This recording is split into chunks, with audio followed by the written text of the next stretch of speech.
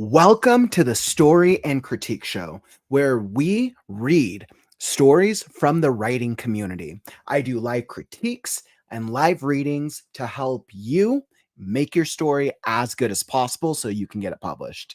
Today, we have fantasy, horror, and a couple other genres in between as we really dig into and have fun with this experience. Welcome to the Story and Critique Show. I'm Kaufman. This is my daily writing live stream. We are at today is day 21 of the Story and Critique Show, episode 21, and day 188 of writing live streams. Welcome to the stream, and we're going to be hopping right into it. All right. So before we get into it, if you're watching on the replay, I got you covered. We will be doing time codes added to the stream when it ends, so that way you can hop to the part of the stream that brings you the most value. Especially if you submitted a story, then that way you can go back and rewatch that specific section as many times as your heart desires. All right, beautiful. And now returning everyone's fan favorite quote of the day. The quote of the day game is always fun. Here we go. The quote of the day game. So bring your comments, whether your comments are clever, witty, or helpful, anywhere in between. What I'm going to do is throughout the stream, I'm going to save the top comments and we will pick the ones at the end of the stream that bring us the most value. And then the number one comment will win the quote of the day game, and it will be added to our leaderboard for a community tool that I am currently developing. We've had a couple games out of the past couple weeks, and we have had some absolutely hilarious, clever, and supportive comments. All right, so keep those comments coming, and we will be starting soon. Okay, beautiful. So let's hop into the submission process itself. So, do you want your story read today? Do you want feedback on it? Submit it now. Send your story excerpt to Kaufman at the-creative-ghost.com. Down in the ticker, also down in the video description, and I will add it to the submission process. I do any genre. There's no genre I will not touch. I will adjust it also so that way it's Comic Sans and double spaced. So that way I can pull it up on the screen and make it as easy as possible for us to check out with you. All right, beautiful. Hey, what's up, Atomic? Welcome to the stream, my friend. Welcome, welcome. Awesome. And then each story that we receive is going to be receiving 20 minutes. So I will do 10 minutes for a reading and then a 10-minute critique. So we can make sure that I can give your story the time that it deserves. I will do my absolute best to stay on time, and that is how that will go. And if you see me highlighting something, don't worry. It's neither good nor bad. It's simply for me to keep my place so that way when I hop back to the critique, I know exactly the parts that I want to touch on. And most importantly, I'll bring my screen up. All right, here we go. And beautiful. So I highly encourage you, join the critique. Give your feedback. Let me know, what do you think about that story? Whether it is the word choice, the characters, the world, or anything in between. Is there something that you absolutely love about the story? Drop a comment. Let them know what you love. Is there something like, you know what, that just doesn't make sense, or it feels kind of off? Drop that in a comment and be clear about what doesn't make sense or what needs to be improved. We are of the mindset that when we bring our stories here, our goal is we want to make your story the best it can possibly be. So all feedback is good feedback as long as we communicate it in a way that is kind and clear. All right, beautiful. So we got that out of the way. I'm going to be starting right into it. We're hopping into the read number one, The Corridors of Walhalla, a dark fantasy by Chim, Bliss. Ooh, and I love that they already have a working cover over here. I'm like, a dark African fantasy. What? I don't even know what to expect out of this. So this should be pretty good. And I think from it, I think we might be into a second draft. So we'll see what we get. I think dark fantasy is its own genre, and we get some it'll be interesting. I haven't read any of the excerpts so far today, so we'll see what we get. Hey, welcome to the stream call. Good to have you, my friend. Okay. I'm all ready. Okay, so we have 20 minutes on the clock. Let me drop the ticker for Chim's. Perfect. All right, Chim. So if you're here in the stream or if you're watching on the replay, feel free to drop your questions and let me know if there's anything that you do or don't like, or if there's anything that you need help with. All right, so I got 20 minutes on the clock and we are good to go. All right.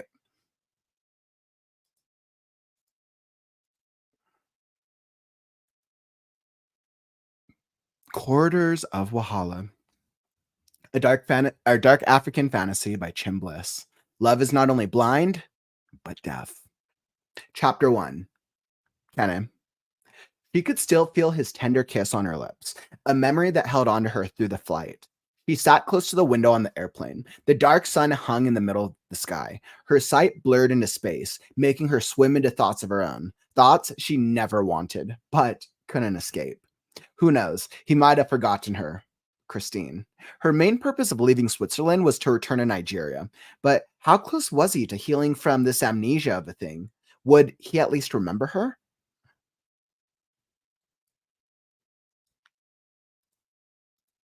Would he carve every letter of her name and plaster it on the walls in his art room? Scribble everything about her in his little diary she hated he kept? Or would he chant her name 100 times? Anything not to forget. Anything.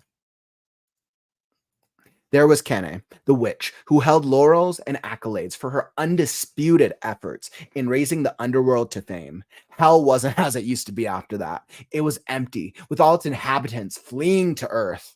She was known, secretly, for everything.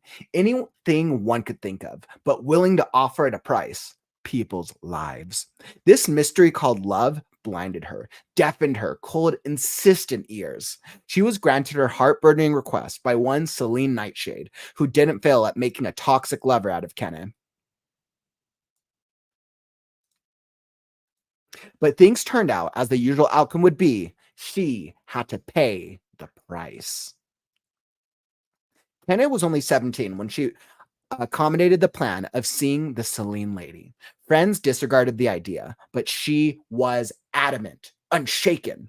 She could remember summer had gone by, and everything that seemed perfect at first got shattered when her first mission was to butcher one little boy into pieces, slit his throat, and feast on his skull, and return to Celine Nightshade, one of his eyes. No task was left unfinished. She returned with a bloody hand that held the eye of a tender boy. She killed. And she was on another task: to get more souls. A voice reported through the radio. Ladies and gentlemen, we have arrived. We are now moving the plane to the hangar. Please stay seated with your seatbelts fastened until the seatbelt sign is off. Thank you for flying with us. Kenna's lashes flicker into refocusing.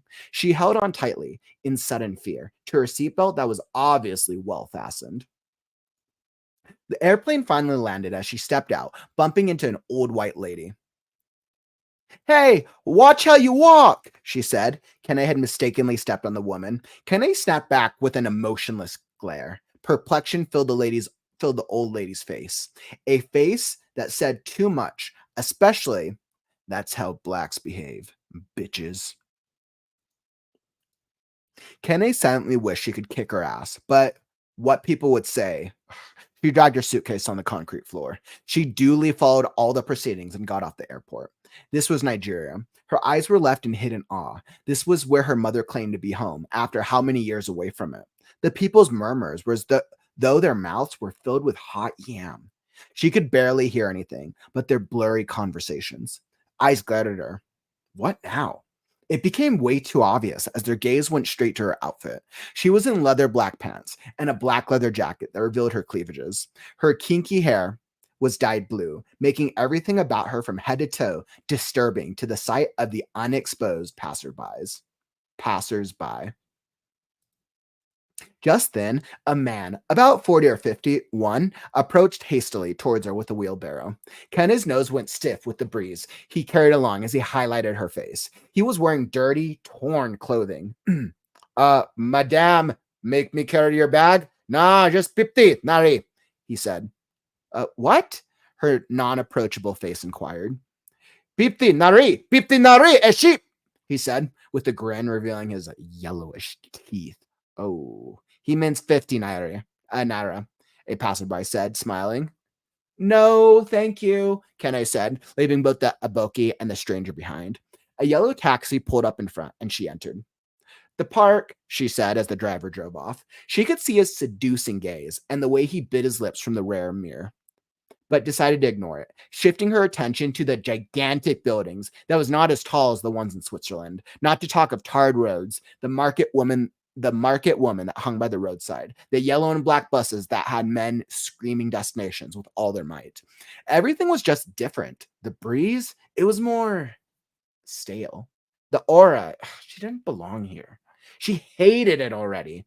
Celine Nightshade knew she wouldn't be here if not for her tasks. Her thoughts were disrupted by the inquisitive voice of the driver. Madame, which country you come from? There was a pause. What was his business? His job apparently was to drive her to her destination and he'll get paid.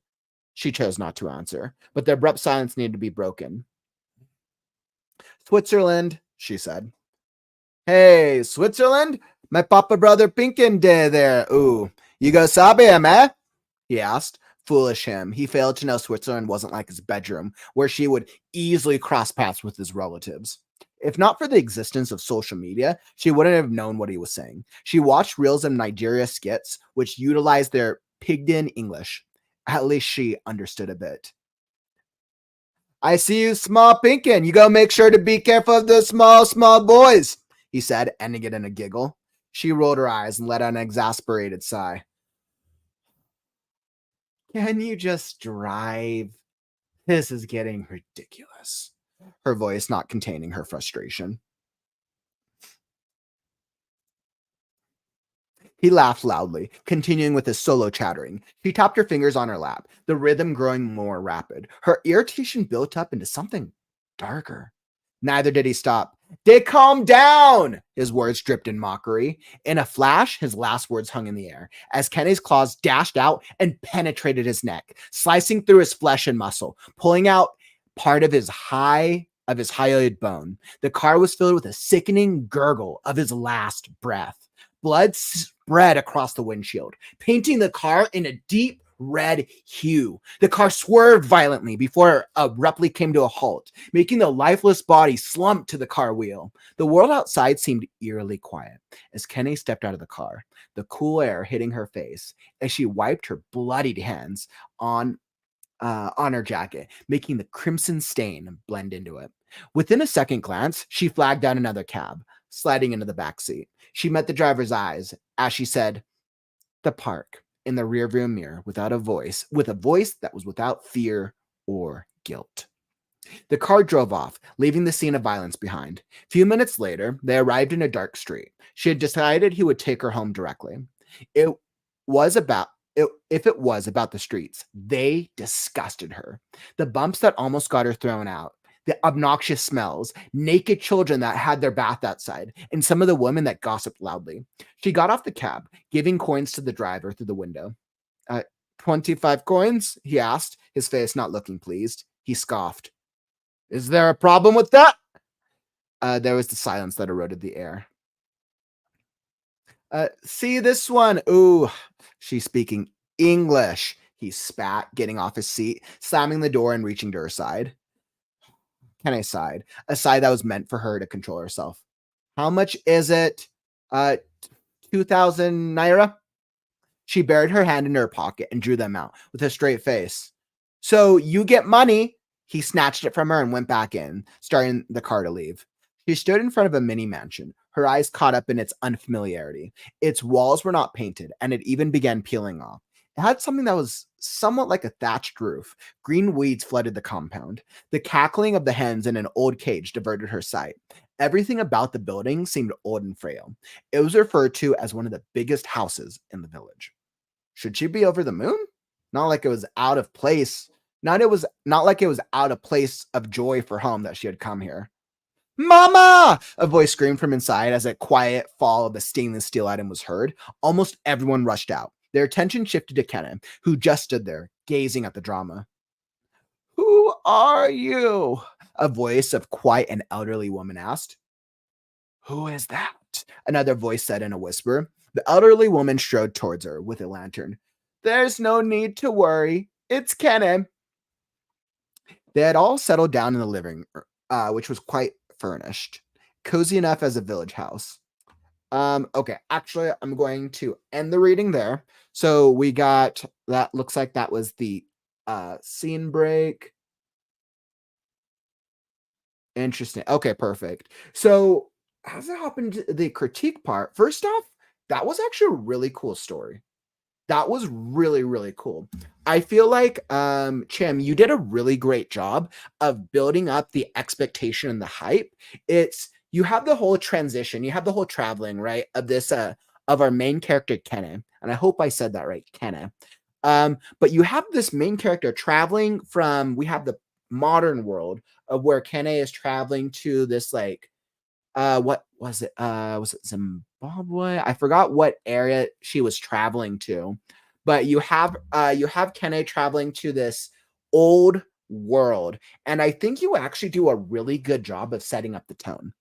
The tone, I can tell for this type of story that it has a very that it's going to be very dark. It kind of gives me vibes like there's going to be like a whole like voodoo type vibe, like evil. Like we might get maybe like I almost think like maybe we might get vampires, we might get some sort of witchcraft, might get evil stuff.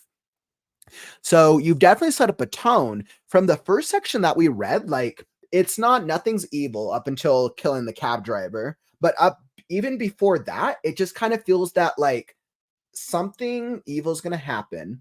And I think this is the type of vibe that we get when you first watch a horror movie or when you're first reading like a thriller horror book.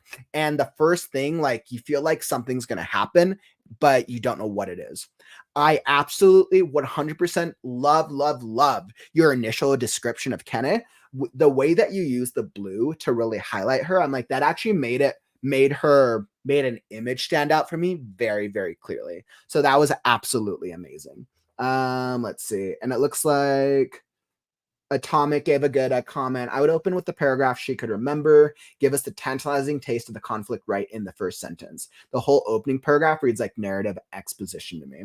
Okay, so this is a good one. So thinking through how the first section, how it reads. Atomic Dark is correct. I know, right? We got the dark. I'm like, this isn't going to be that dark. And then she just like kills the cab driver. And I'm like, okay, this is dark. Kenna, I thought Kenna was going to be like this, maybe like innocent, like a naive type of character. No, Kenna's just like, all right, you annoy me. Off with your head. I was like, all right, clearly Kenna is a violent individual. Definitely a fun little read for sure. All right, and let's hop into. Let's see what we got here. So going through page by page, Chim, there's some really great stuff. First off, I love that you have a pseudo that you got to cover here. This is great. This sets up a good vibe for it. And I think when you have a quote like this, I think that works to give us an introduction for like, okay, what's going to be kind of the vibe. Some stories will do this in basically like setting up the tone. I would kind of see this as love is not only blind but deaf. I think the way that I would say this in like book formatting is I would see this as like the center of a page. And it would be like the second or third page. And this would probably be right before table of contents. Yep. So this is usually how I would see it. You see something like this, it'd be bigger and it's basically its own page that sets the tone. Usually this would be preceding like the acknowledgments or the table of contents or the opening things. But I think that's great. Cole, I love that you mentioned the kinky thing. I'm going to get to this in just a second because I went back and forth on whether or not I like that, but I think that does work for me. So as we went into chapter 1, so clearly chapter 1 is Kene. I'm pretty sure that Kene is the name of the chapter. I was like, or maybe, let's see. I don't know. That was when I wasn't sure. I wasn't sure if Kene was like the name of it. or if that's just the first like sentence. Kind of, because there was a paragraph which led me to believe that this is the first the opening sentence.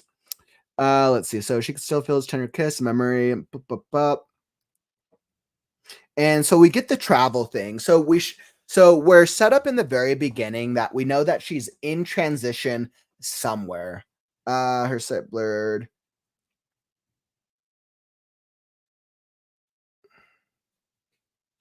So what we're doing is we're setting up a little we're setting up a hook. We're setting up a character development hook right now. And she's mentioning someone, but how close was he? You're basically using foreshadowing to think about somebody has amnesia, but who is it? Would he at least remember her? Would he carve every letter of her name? Yep. Anything to not forget. There was Kenne the witch who had laurels. So you're basically starting off with a foreshadowing of a nameless character. He might have forgotten her, Christine, her main purpose is Switzerland.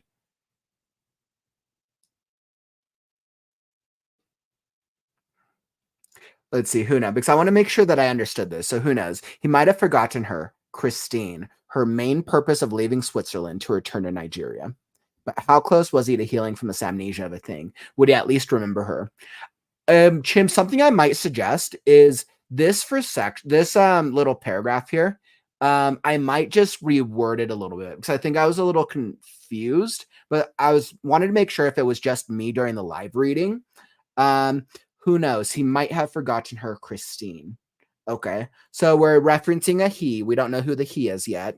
And he might have forgotten a character named Christine. Her main purpose of leaving. So this is why it's confusing. So you reference a Christine character. And then you say her. Her leads us to believe that you're referring to Christine. But you're saying her main purpose of leaving Switzerland to return to Nigeria, which I'm assuming by her, you mean our protagonist, Kenne, because we're in Kenne's point of view. So I would actually, I would just rephrase this or reword because it would be a little, no, let's do that. That doesn't want to format correctly, but that should be a new paragraph. I would do that, and she could. So I actually really like this opening. I think it's kind of interesting. I think I wouldn't go too much. I would save the Christine stuff. I would save this for a little later. And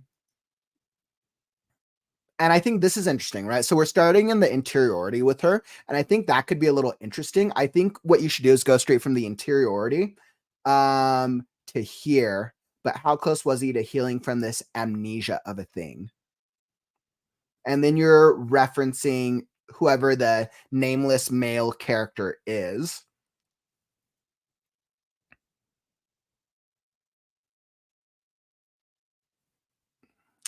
Yeah, so basically you're talking about like it sounds like the reason that she left is that maybe she's fleeing somewhere. She's mentioning a he. And I like that, like that's fine. Like you could stick to that because it's interesting foreshadowing. But what I would do is I would actually set her up. So use the hook to introduce the thing with him, and then I would have her I would introduce her character a little bit. I would talk about her character, and then I would go back to mentioning him and doing the foreshadow. I would have Kenne be the second paragraph because I want to know who my protagonist is, since you introduce her very early on anyways. And then, like, clearly we're not in the normal world, right? Hell wasn't as it used to be after that. It was empty, with all its inhabitants fleeing to Earth. She was known secretly for everything, but willing to offer at a price people's lives. This mystery called love blinded her, deafened her cold, insistent ears. Who didn't feel like mixing a toxic lover out of Ken, but things turned out as the usual outcome would be. She had to pay a price. So I think what this does is all of this sets up the world, which is really interesting.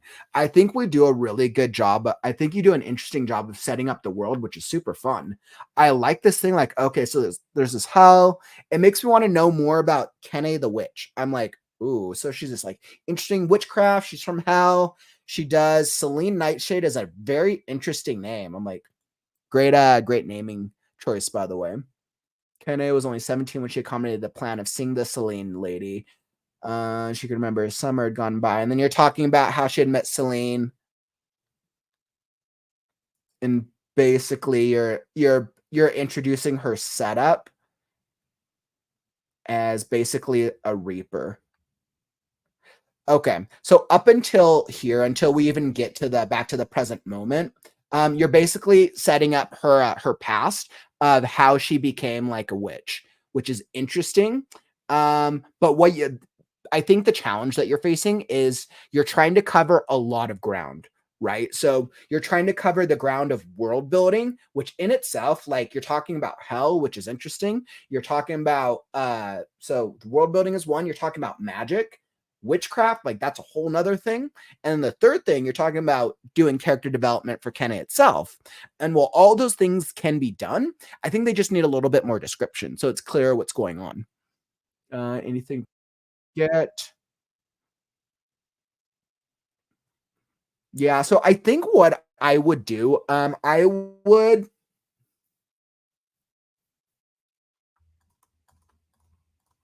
think I would focus on the character development. If I was working on this, I would minimize the hell portion. I would actually save hell for a little later, and focus on the character development. I want to know more about who Kene the Witch is. So I would focus, I would get rid of the, not get rid, but I would move the hell description to maybe like the next chapter after we've been introduced to Kene. And I want more information about, oh, so she's a witch. I want to, oh, her thing with she needs to collect souls.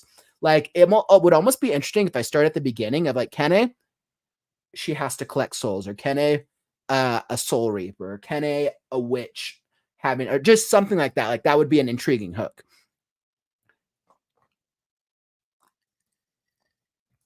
But I mean, like the thing with him too is interesting. It's just the problem is it's just so what's the word? Not subjective. It's so ambiguous that it's, and you're doing so many things in the first section. I would rather you tailor us, or you hone us in on one specific thing to focus on, because like you have a lot of ground to cover. You're setting up a lot of different things, which is super fun. You just need to make sure you're giving each of the points the plot with whoever mystery guy is, the character development for Kene, the character development for Celine Nightshade, the world building for Hell. You need to give each of them just enough description so we know what's going on. Because what I don't want to happen is I don't want your reader to get lost coming into the story.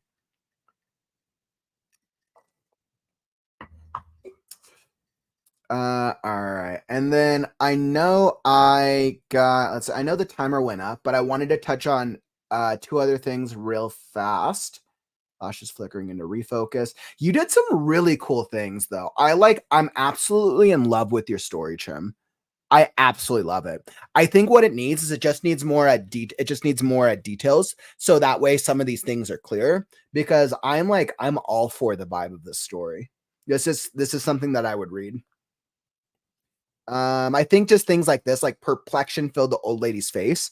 How does perplexion feel an old lady's face? I think this just rewording.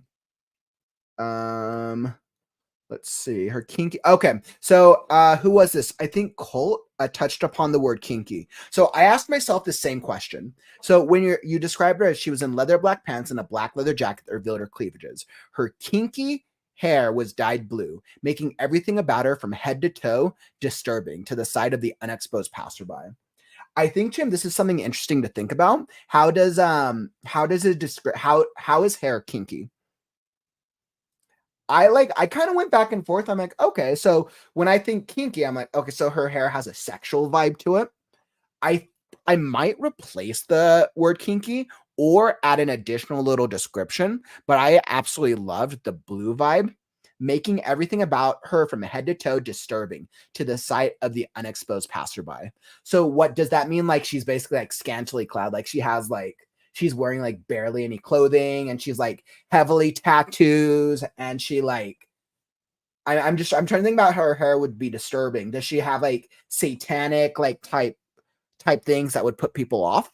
And I think those are just some things to think about. So that way it can just make it a little clearer. You really want to paint that visual. I love the dyed hair thing. I love this. I want a little more. So that way I can stay with the character. And then the other thing that I want to pass by. Oh, the first what you're doing with the taxi driver works very well. You did a really good job with the dialogue and the build up. That was perfect. I think though, just the one thing to be aware of is when she kills him. How does his thoughts were disrupted? Yeah. So I'm all for what you do with him. I think just when she kills him, something to think about is like what happens to his blood? What happens to the scene? How does she get out of the car and does she like not have his blood on him? How does nobody notice what's going on?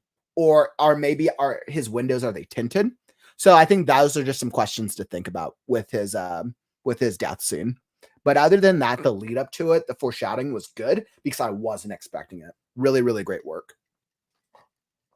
Awesome. And Chim, those are all the suggestions I have for you. I would love to keep reading through the story. Definitely, I recommend resubmit for a future story critique show. I'd be happy to keep going into it. Or I also offer alpha and beta reading services as well, if that's something that you're in need of. Okay, let's see. It's you. So we had let me just touch into the comments real quick. Kinky is one of those multiple use words. It's used in certain social groups to describe that type of hairstyle, but it can also mean something very different. I think based on the subject matter, it's fine since the assumption is an adult audience with broader vocabulary awareness. Yeah, I think kinky works as a word. I think kinky does work. I think we just need to add the description onto it to make it clear.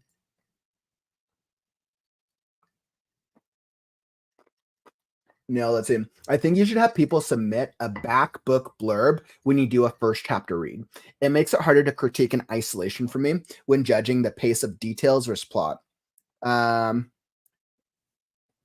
let's say, and you're saying just my opinion, do what's best, of course, for stream majority.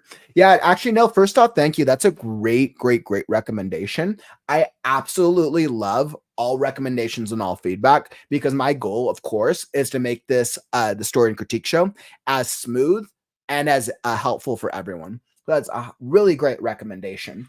I think what I'm doing is I'm continuing to figure out what are the things that I ask for from readers or from writers when they make their submissions. It's definitely a learning process. I think the only challenge with asking for a blurb is a lot of the stories I get on here are still in the rough draft. So they don't really have the I don't think they have a full blurb developed, but maybe something I could always consider asking for is be like, hey, give me like a 2-sentence summary about what is your story about. Maybe that would be the way to do it. And then I think that could be interesting. So then maybe on the right side, I could show like, oh, this is the what the story is about. That could actually be really helpful though. Because I agree. I think sometimes it can be difficult when just jumping into it. And I think sometimes it's a balancing act since every story is kind of at a different place. But that's some great feedback. Thanks for that, No. Let's see. I like the idea of either submitting a blurb, pitch, or logline. Yeah. It could even be good to include each and critique them since they're an important part of developing and marketing your story. Yeah, I mean, if you guys want to, I'd be down if you guys are wanting me to include little critiques and blurb. If you're wanting me to include the either the blurb or the pitch, I'd be so down for that because let's be real, right? There's trillions of stories out there for people to read, and people are only going to read your story if they're hooked into the cover and the blurb about the story. So I'm definitely down to give that a shot in some future streams. That's a really great idea, both of you guys. Cool. Feel like I got asked. Do I have to accept your formatting changes for them to apply for you, or are they already applied? So cool. That's a great question. I've recently started asking people for formatting for Comic Sans and double font or in double font, double spaced. Basically so that way it makes it easier for you, the audience, to read along. It helps me a lot if you format it before you submit it, but it's not a requirement. It's pretty easy for me to reformat it, but it just saves me time. So great question. I hope that answered your question.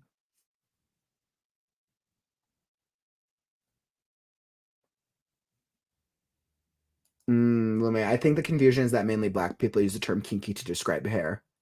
And you see, I didn't even know that. I didn't even know that that was a thing. And then, right, if there's a cultural difference with the word kinky, then that's a whole nother thing to a bridge. So I think Chim, that's definitely something to be aware of with that word choice.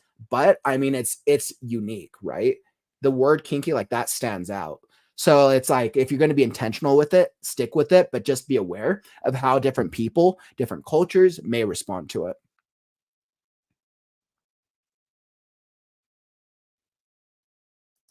I think it depends on the region you are from, whether it's in common usage. Yeah, and I think that's also something important to keep in mind, right? So this goes down to, who is your audience? Who is your readership? Who are you writing the book for? Now, in the very beginning, I mean, Chim advertises the book as a dark African fantasy series.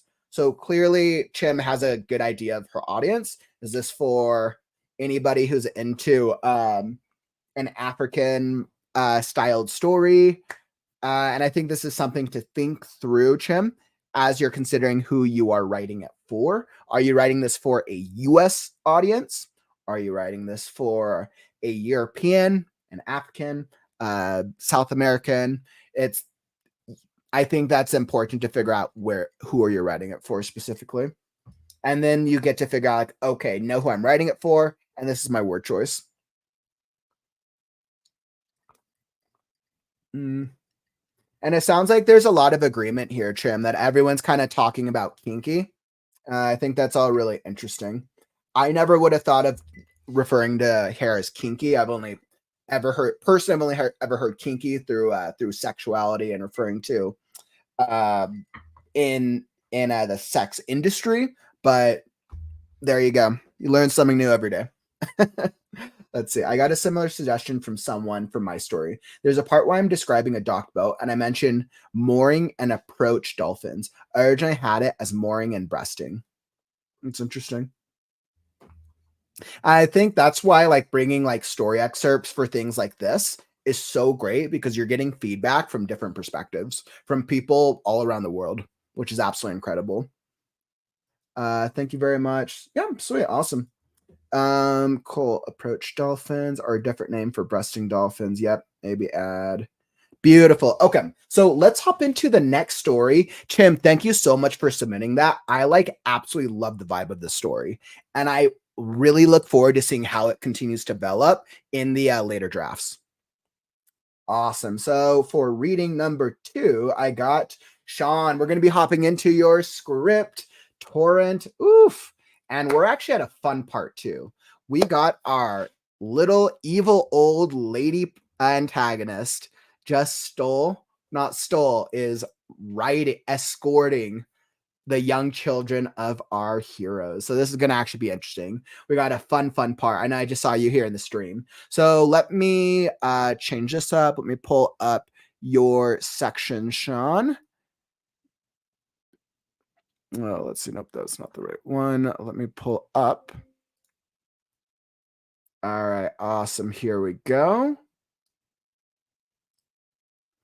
Beautiful. So I got you set up here for Torrent. Excellent. I'm super excited. And for those of you who don't know, we've gone through a couple episodes, or we've gone through probably almost like a third of the script in previous story and critique shows. This is a little horror script with we got the serial killer, little old Miss Summers. It's like creepy. And then we have our 2 hero cops, the asshole oh my God, why am I blanking? I'm blanking on their names right now. Nick and Billy. No, wait. Nick. Yep. Nick and Billy. Yeah. We got the 2 cops. Nick, the asshole, and Billy, the little bit of a good guy with a tragic background. Awesome. And by the way, if you're enjoying the stream, follow and subscribe. I am a daily writing live streamer. Today is day 188 of consecutive writing live streams. We have 4 shows: the Story and Critique Show, Kaufman Writes, the Create Right Now podcast, and Storytime, all different types of writing shows. So make sure that you're subscribed and you'll be alerted when I go live. All right, beautiful. So I got that set up, and keep those comments coming, my friends. We are playing today the quote of the day game, and I am very much saving the most popular comments from today's stream.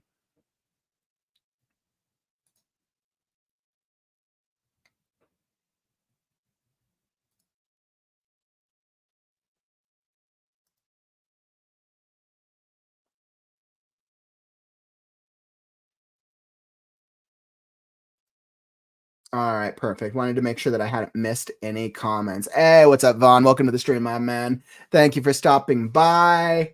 Woo! All right. Hey, what's up, Mary? Welcome, welcome, my friend. We'll be getting to your story in just a little bit. All right, beautiful.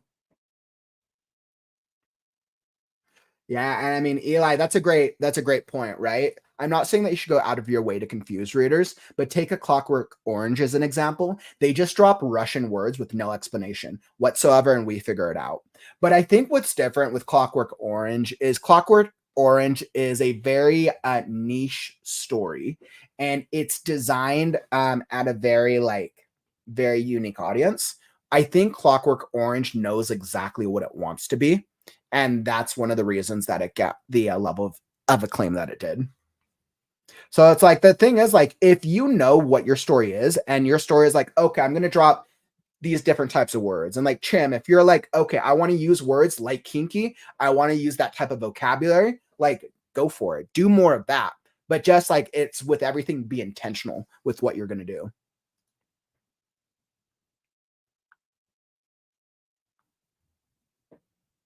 All right, beautiful. So perfect. And let's get right into it. All right. So, Sean, I got your story all queued up. Excerpt, Torrent, and I think we're at about the midpoint. So we might have something fun. Okay. Let's see. Let me reset my timer. Perfect. So I got 20 minutes on the clock. I got Torrent, pages 64 through 71.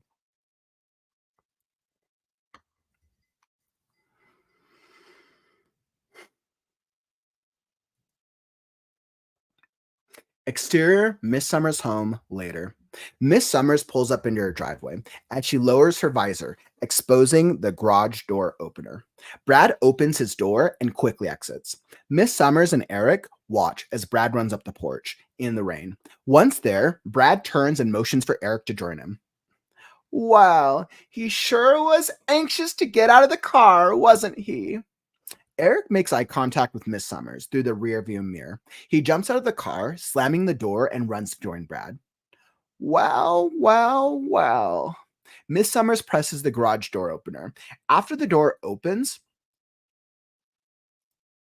after the door opens, she drives the car in. Seconds later, the door closes. Brad and Eric stand alone on the patio. Exterior, Miss Summers' home, front porch, continuous. The boys stand on the porch, dripping wet from the rain. What was that? What? You jumped out of the car, leaving me there. Don't be such a baby. I don't think we should be here. Are you scared of the old lady? Are you afraid she is going to gum you to death? Stop making fun of me. A distorted face of Miss Summers stares at the boys through one of the glass panes around the door. Brad and Eric turn towards the front door as Miss Summers opens it. Please wipe your feet on the mat. I don't need mud dragged in. I just cleaned up in here. Of course, Miss Summers. You heard her, Eric. Wipe your feet off. I did hear her, Brad. So get off the mat and I will.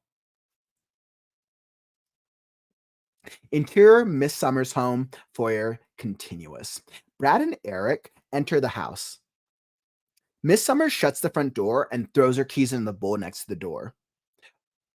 She clicks the different locks on the door. A small piece of plywood covers the opening where one of the four small panes of glass used to be. Brad and Eric look at each other. Here, let me take your jackets and throw them in the dryer. That's all right. I don't need you dripping water all over my floor. That would be very disrespectful, don't you think? Miss Summers' stern gaze washes away into a creepy smile.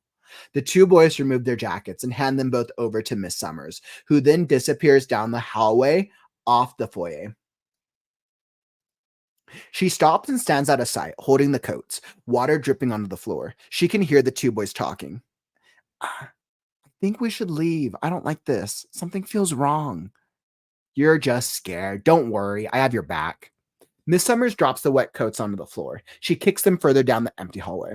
Miss Summers turns the corner. Her silhouette is engulfed in the glow of light coming from the kitchen behind her as she walks towards the boys. Why don't you two have a seat at the kitchen table? Exterior Billy's stranded car, night, same day. Billy and the AAA driver exchange pleasantries next to the Ford Escort. After the service van pulls away, Billy enters the car, starts it up, and pulls onto the street. Exterior Dellinger Lake, night, same day. Two boys, 13 and 14, ride their bikes down a bike path, occasionally racing each other. They laugh and shout as they both ride around the lake in the rain.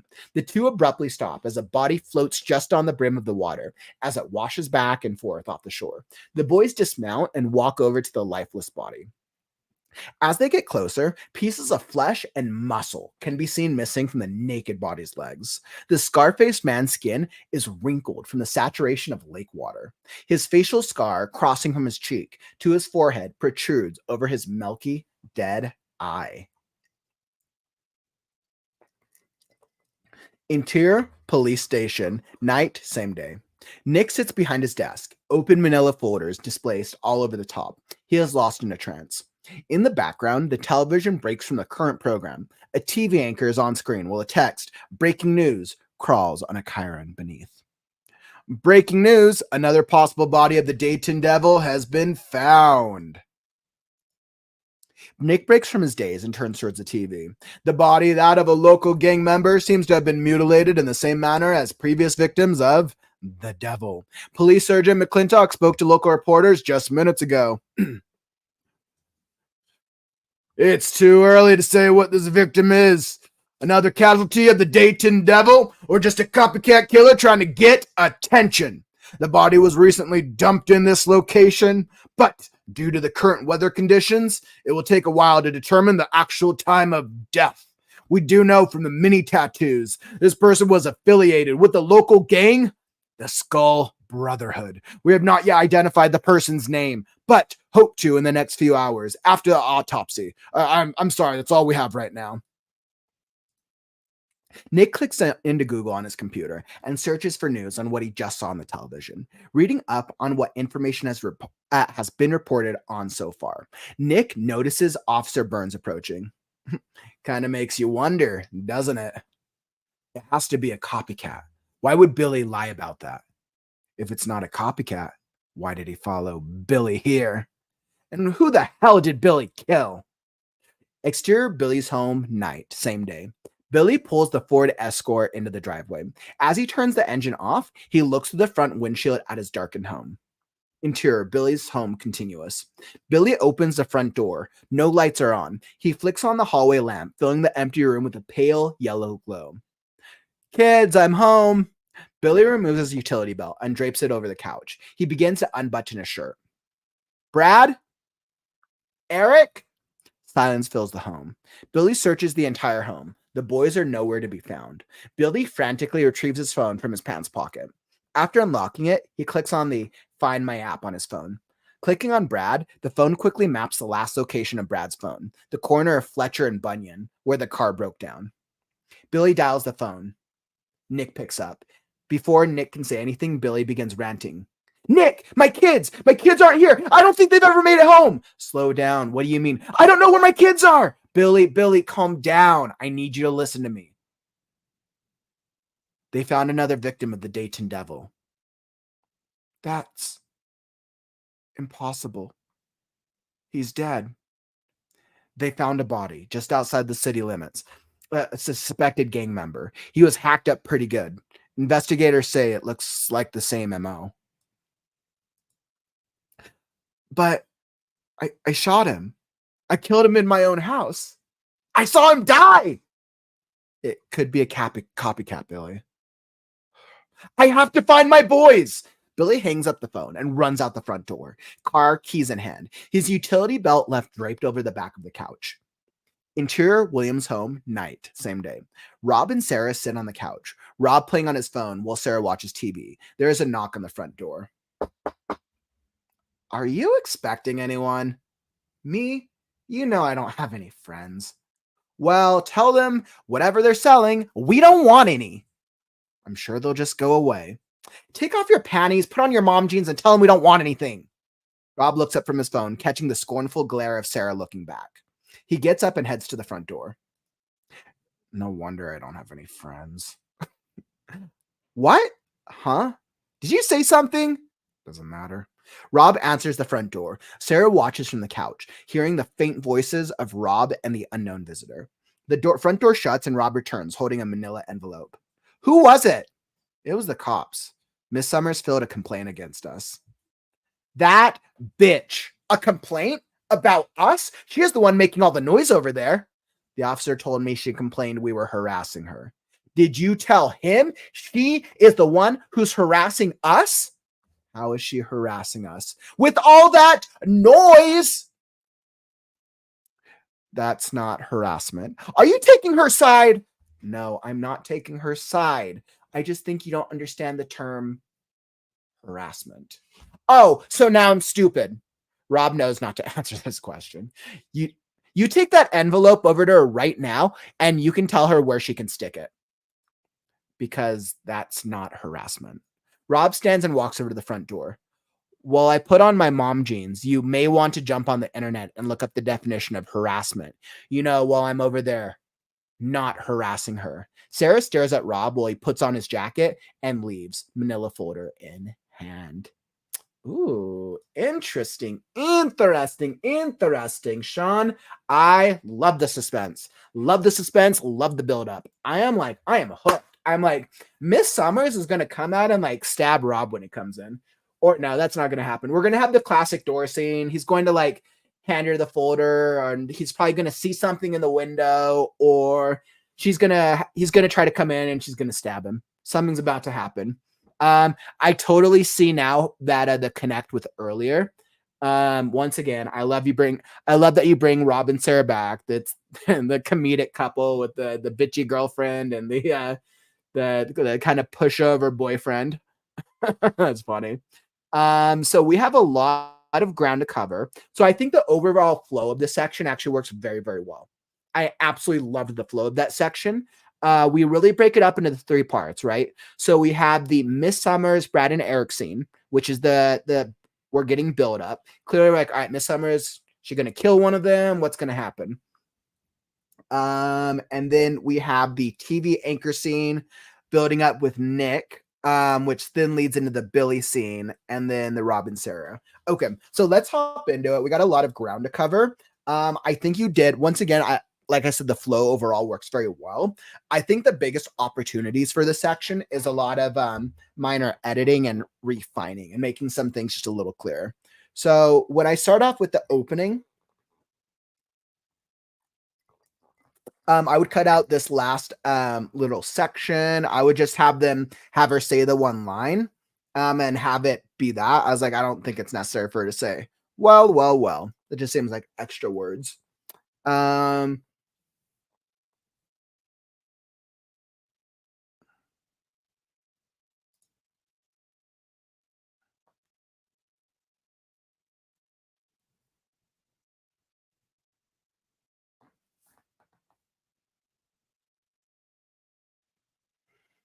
So it's interesting because Brad and Eric, you can tell already feel suspense when they get back to when they're pulling up to the house. But if I recall, I don't think that they were feeling too much suspense when she picked them up in the rain. So but I mean, I think there was a car conversation actually, which felt kind of creepy. I almost feel like there should be something specific that happens that makes him feel creepy, or that makes it feel like a little suspenseful, because Brad and Eric are already step outside of the car before they even get into already step out of the car, before they even go to the house. I'm challenging the suspense just a little bit. I feel like there should be something that caused them to want to get out of the car so quickly. Mm.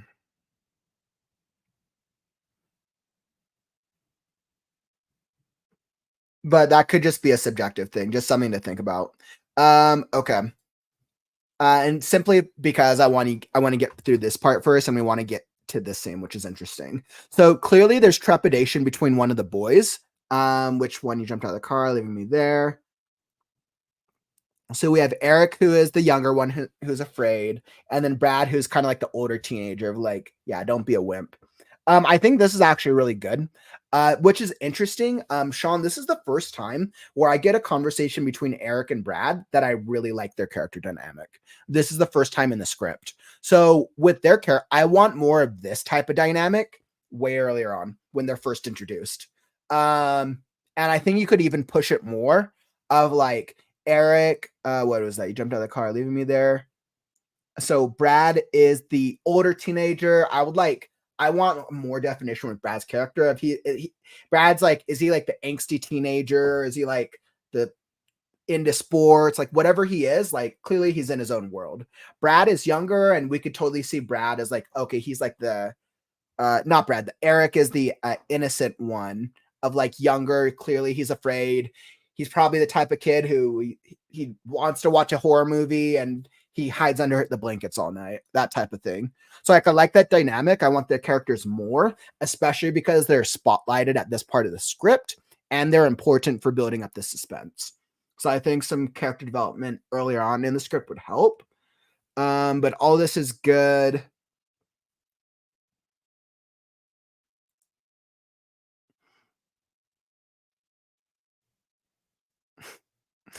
And just their dialogue is funny. I like their dialogue. Let's see. And then we have Miss Summers telling them to wipe off their feet.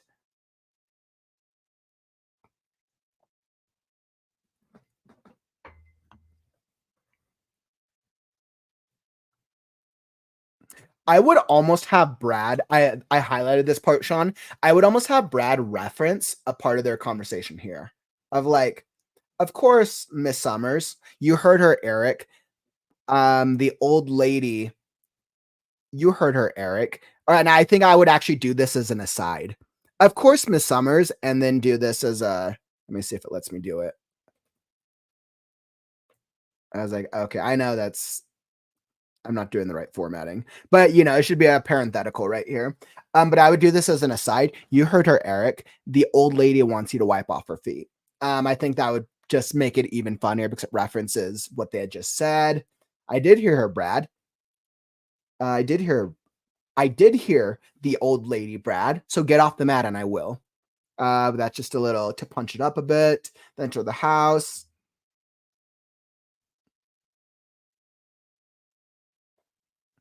Yep, and her taking the jackets. This is really good building up suspense. I might almost consider having her raise her voice a little bit because at first he's like, "Nah, we're good." Um,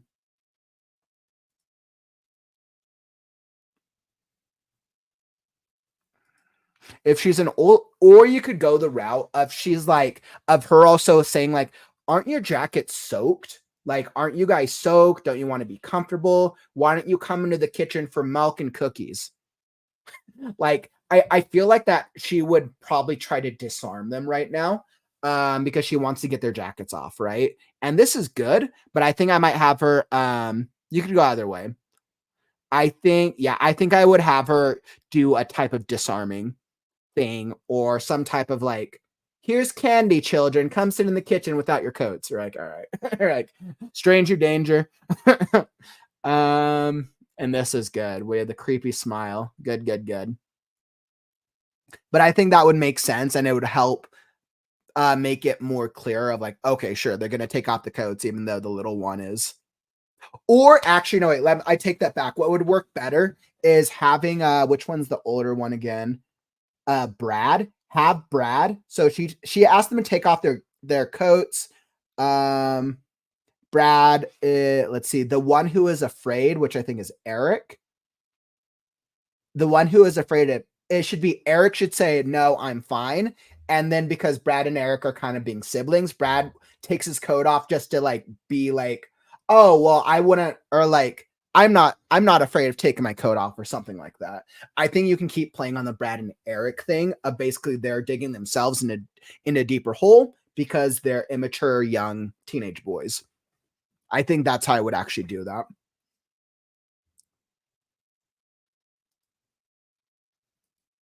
And I think this is good. She stops and stands outside holding the coat. She can hear the two boys talking.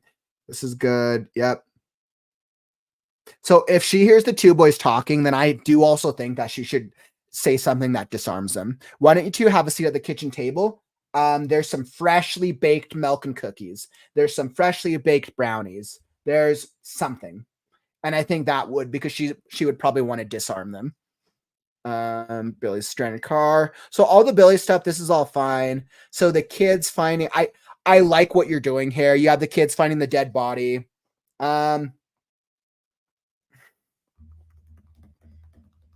Yeah, I think it works. I thought I was like, okay, is it important to basically cut away from the action to do this dead body scene? And I'm like, yeah, I think that's fine. It builds up suspense.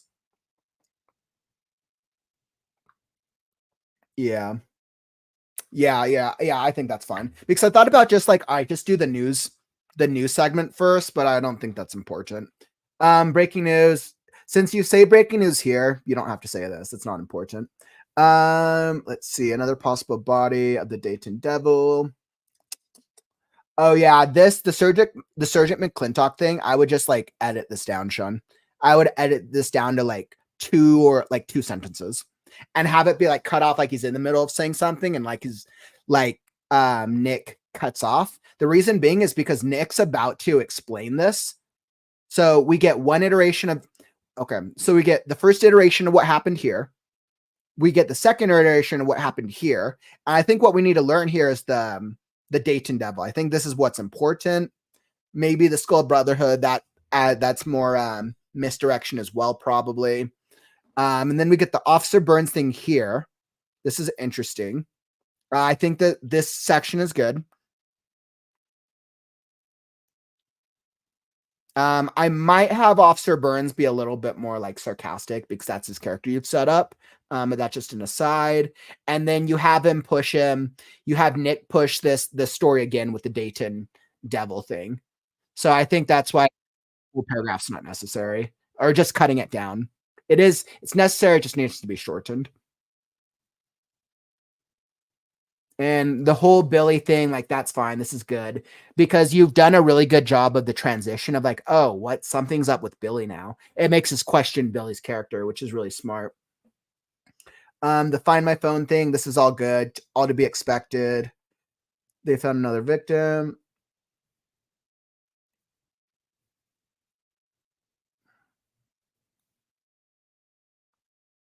I would have Nick cut off Billy sooner. Yeah, I would have Nick cut off Billy sooner, so Billy doesn't even have the chance to say my kids are missing yet.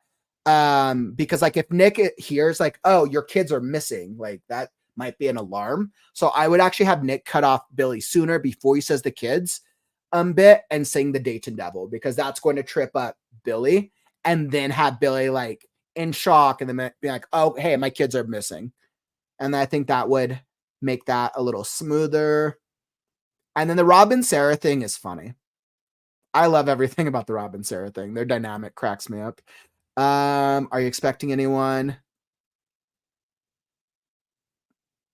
I was like, okay, yeah, I totally get what yeah, I get what's going on here. Take off your panties, put on your mom jeans, and tell them we don't want anything. I was questioning myself if this was something that someone of her age would say. She has been shown to be bitchy. Take off your panties, put on your mom jeans, and tell them we don't want anything. But I think so. I think that's fine as I'm like thinking through it. And I think this whole bit is funny. I think the only downside to this, the length of this, is it pulls us out of the action. So this depends on the overall story, Sean. And it are Rob and Sarah integral to the overall plot and the back end of the story? If so, the way it is. If not, if they're just these small minor characters, then I might shorten it because I don't know if the character development is necessary. But it depends on how big they are, because so far they just seem like very minor characters. But I think just from a character development perspective, I would cut it down, keep the comedy, and then send Rob on his way.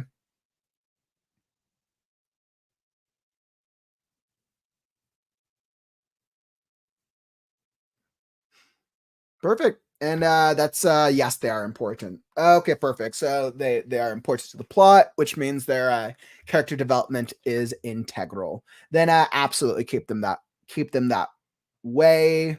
I'm thinking of if there's anything I would improve on it.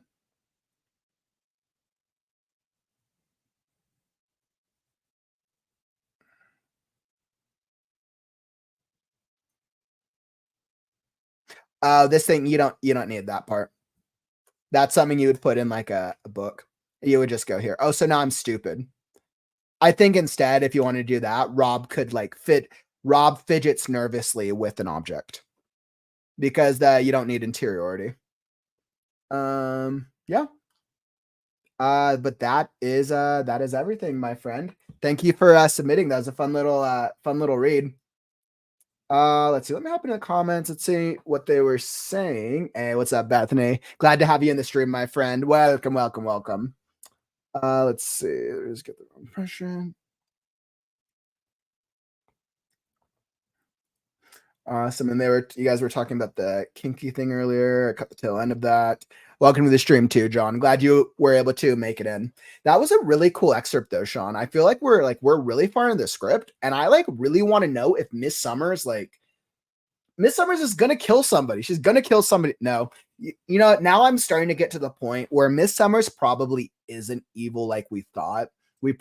I feel like we've been misdirected to believe Miss Summers is evil, and somebody else is actually the bad guy. That's what I'm starting to believe now that we're this far into the script, because I think it's been very evident that Miss Summers is an evil serial killer, especially because she was doing the thing in the very beginning.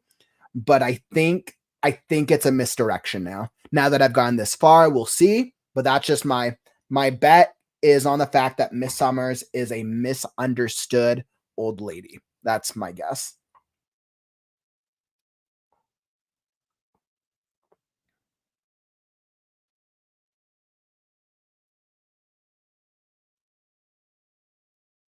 Yeah, John, you know, that was something interesting as well. You're saying, I like how you have screenplay folks and prose folks as fans. Maybe as a writer, find people for screenplay development or learn more about it. Yeah, and I mean, it's probably a mix, John, because I have both screenwriting background and clearly writing background. And I think regardless of whether you're writing a script or a book, character development doesn't change. Regardless of what format it is, you still have to develop your characters. You still have to develop your world. You still have dialogue. You still have action.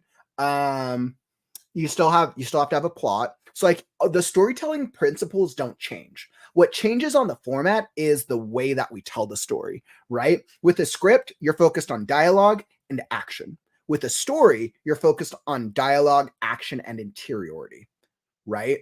And I think that's why we probably get a mix of both screenwriters and writers in this community. And that's really, I think that's the focus is more on storytelling and less on the format. Yeah, because I mean, I think in format, we've gotten a mix. I want to say in this show, we've got in books, poetry, scripts, books, poetry, scripts. We've gone a stage play before. So we've definitely gotten quite a different types of formats, which I think is awesome.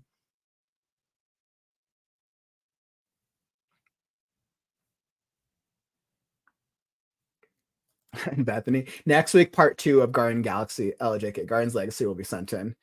Bethany, it sounds like Guardian Galaxy is going to be like book 2 of your series. But that's awesome. Definitely looking forward to reading the next part, my friend. That I had a lot of fun reading through that your first chapter last week. Yeah, and I mean, John, this is a really good point. This is there's a marketing strategy for this where if you're writing something, you can play on pop culture, play on Guardians of the Galaxy, and because you can use it as a marketing ploy. You just have to make sure that you're being forthcoming about what your thing is. But there are marketing ways to go about that to play on pop culture.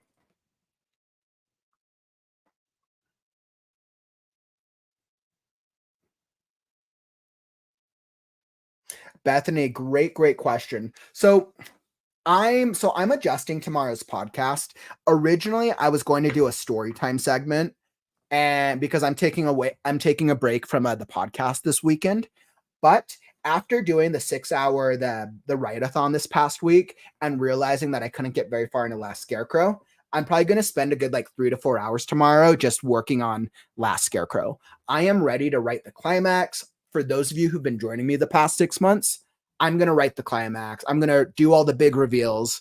So definitely make sure you tune in tomorrow if you want to see how Last Scarecrow ends. Who is Last Scarecrow? Who is the first demon? and how do they survive? You're going to I'm going to reveal the state of the world and all of the questions that I've been working up towards. So definitely tune in for tomorrow's episode if you want to see the how Last Scarecrow ends.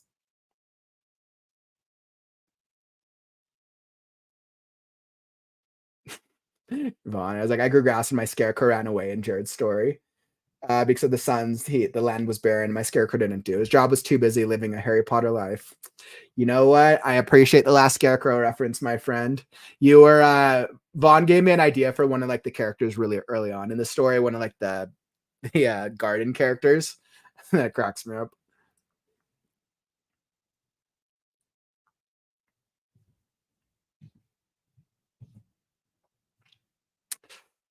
I guess you guys are going to have to tune in tomorrow for if you want to know, does the Last Scarecrow have a name? And what is the Last Scarecrow's name? All right, perfect. So on that note, let's hop into the reading number 3. So I'm going to be doing reading number 3 is a creative writing story by Michael Nardini. So Michael, if you're here in the stream or if you're watching on the replay, I'm going to be pulling your story up next. All right, so let's drop Sean's and we will go over to Michael's.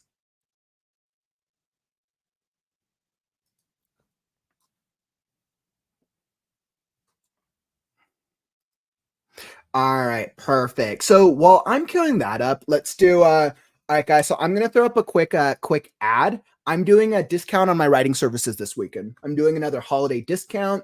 Here's the quick ad. It's under a minute. Check it out. This advertises it. Writing mean to you? I'm Kaufman, and I'm on a mission to connect with every creative writer in the world. But I need your help. It's our duty. No, it's our responsibility to inspire creativity. My creative writing tips, tricks, and strategies are going to help you become a better writer, so that way you can beat procrastination. The writing process can be so expensive. I get it, especially if you're writing as a hobby, but you really want to get your story published. I'm actually doing a 30 to 60% discount on all writing services, writing, coaching, and editing to help you finish your story. Email me or click on the link and let's set up a consult right now. Join me on this journey to unite the creative writing industry. And let's inspire creativity in the world together and help creative writers everywhere craft stories that can change the world. So I ask you this again, what does creative writing mean to you? All right, so I just want to do a quick little ad. I'm sure some of you noticed my normal promo video, but 30 to 50% off all of my writing services this week. The discount ends. Ooh, how long should I run it? I'll either run it till tomorrow at midnight or I might extend it to Monday at midnight. Essentially, the 3 predominant writing services for this discount is writing coaching. Usually, I charge per hour, so you can purchase however many hours you want, and you could apply it towards. Let's see, I should probably pull that up. There you go. So you can apply it towards any of these things, purchase per hour. Normally, my writing coaching ranges anywhere between $60 to $80 based on my current client workload. Right now, I'm advertising it for only $30 an hour. So definitely reach out if you need help with writer coaching, book coaching. My editing services are also discounted.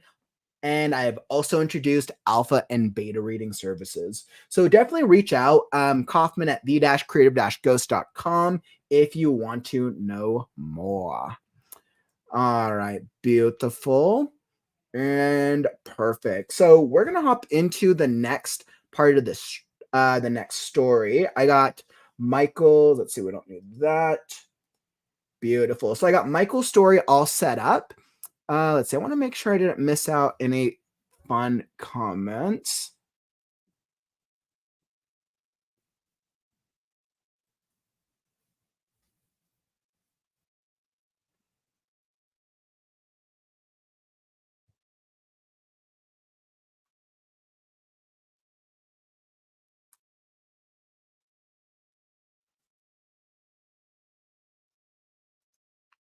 Okay, perfect. So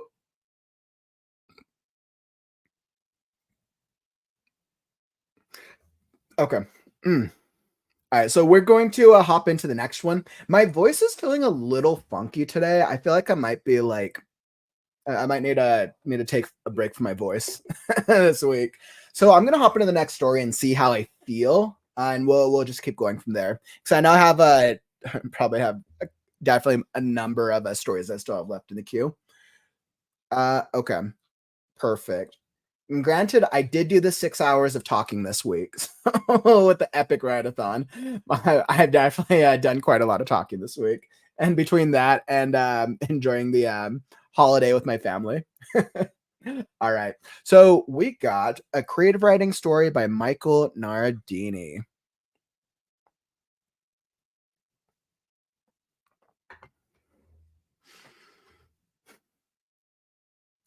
Act 1, Chapter 1, Port Town.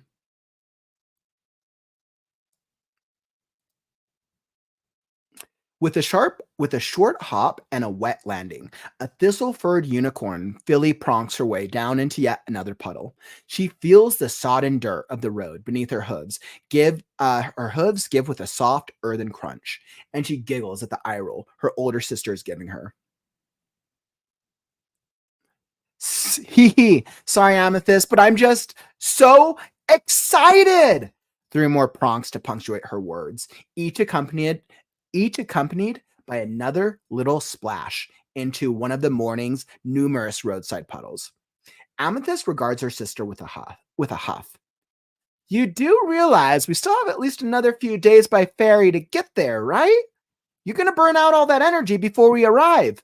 But we're going to an island, the filly grins. A small plot of land surrounded by miles upon miles of water. That's like the opposite of the lakes near Ponyville. There will be so many places to swim and so many waves. She pirouettes into the air and timed perfectly with her last exclamation. She slams back down into a rather large puddle. The impact kicks up her biggest splash yet, catching the Pegasus mare next to her within its wake. Listen to your big sister, Dinky. You're going to get mommy all muddy if you're not careful. Hee hee.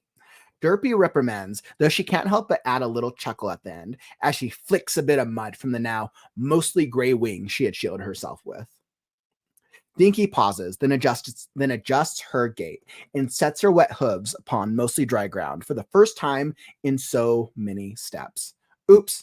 Sorry, mommy. Drops of water and loose flecks of mud trail from her fetlocks as she settles into a casual trot to match her sister. Dinky notices a lavender glow and turns to face her. Er, sorry again, Amethyst. Meh, it's okay. Remember the Sisterhood social?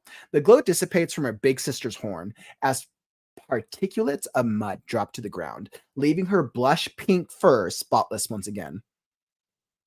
Anyway, it's not just an island, Dinky, Amethyst addresses the filly. It's an archipelago. That's like a bunch of small islands clustered together, right, Mom? Yep. Mommy's going to be flying from island to island to island to island to island. Derpy's golden eyes spin this way and that as she imagines the route she'll be navigating, delivering mail to all of our neighbor friends. I think you might be mistaken on what neighbor means, Mom. Pretty sure the range for a neighborhood doesn't cross land masses, even if they're small. They turn a corner and Amethyst's eyes narrow as she looks ahead, seeing their destination through hazy fog. You said the job's only a couple months, right? Derpy nods. Mm-hmm. Just a temporary posting. But there will be so many new things to do and different kinds of ponies to meet. It'll be like a vacation from Ponyville for the three of us. Dinky perks up again at this, donning a smile. And if there's so many islands, that means there will be all kinds of canals and other water features between them. Dinky's renewed vigor reflects in her pace, and with a thump of her little hooves against wooden planks, she's the first to leave the dirt road behind and step out onto the town name docks. Moments later, Dinky feels the vibration of wood beneath her hooves as Derpy and Amethyst stand beside her. The group examines the various branching paths of the docks before them. Derpy gives the docks a cross-eyed contemplative inspection, and Dinky has a smile on her face as she listens to the water around them, breathing in the moist and salty sea air. Amethyst frowns. It's awfully foggy out. I can hardly see 50 hoof steps down in any direction. Derpy picks a path to the left, seemingly at random, and begins a slow trot. I've heard that this town is known for having the occasional blanket of fog lull on by. I'm sure it will pass soon. They resume their trek, Amethyst falling in line behind Derpy. But Dinky can't help but drift to the side as she trots, getting closer and closer to the dock's edge until she can see down into the waving waters below. A flash of movement beneath the surface. Dinky stops, staring down at the first saltwater fish she's ever seen up close. She thinks back to some books she read at the Golden Oak Library. Ooh, I think that's a tarpon. Its scales look shinier in the pictures, but I suppose it just isn't getting much light below the surface like that. Amethyst looks up towards the sky, and especially not with all the fog blotting out the sun. She looks to her sister with an apologetic quirk to her lips. Too bad, Dinks. Guess it's just not the right day for fish watching around here. That's okay, Dinky mutters as she continues to watch the tarpon swim. There will be plenty of fish to see when we get there, right? It turns, swims closer, closer, and it's gone, disappearing under the wooden planks beneath her. Oh, Dinky blushes. Her eyes had trailed down to her own hooves, and she noticed that they were still pretty muddy from earlier. Derpy's ears raise. Something the matter, Dinky? Nothing's wrong, Mom. Just gotta, wash my hooves a bit. Dinky closes her eyes and furrows her brown concentration, reaching out for the water below. Her horn begins to emit a gentle blue glow that she can just barely make out through her shut eyelids. Then she dives in and waits. She waits until the water settles, getting a feel for its natural flow, before shaping her magic into a funnel angled out from the surface. There.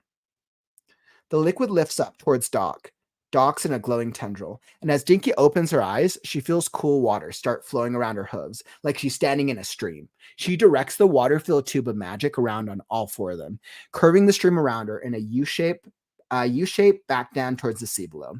Mud and dirt get washed away from her fur until her fetlocks are left heavy and dark from the soaking, but are otherwise rendered squeaky clean.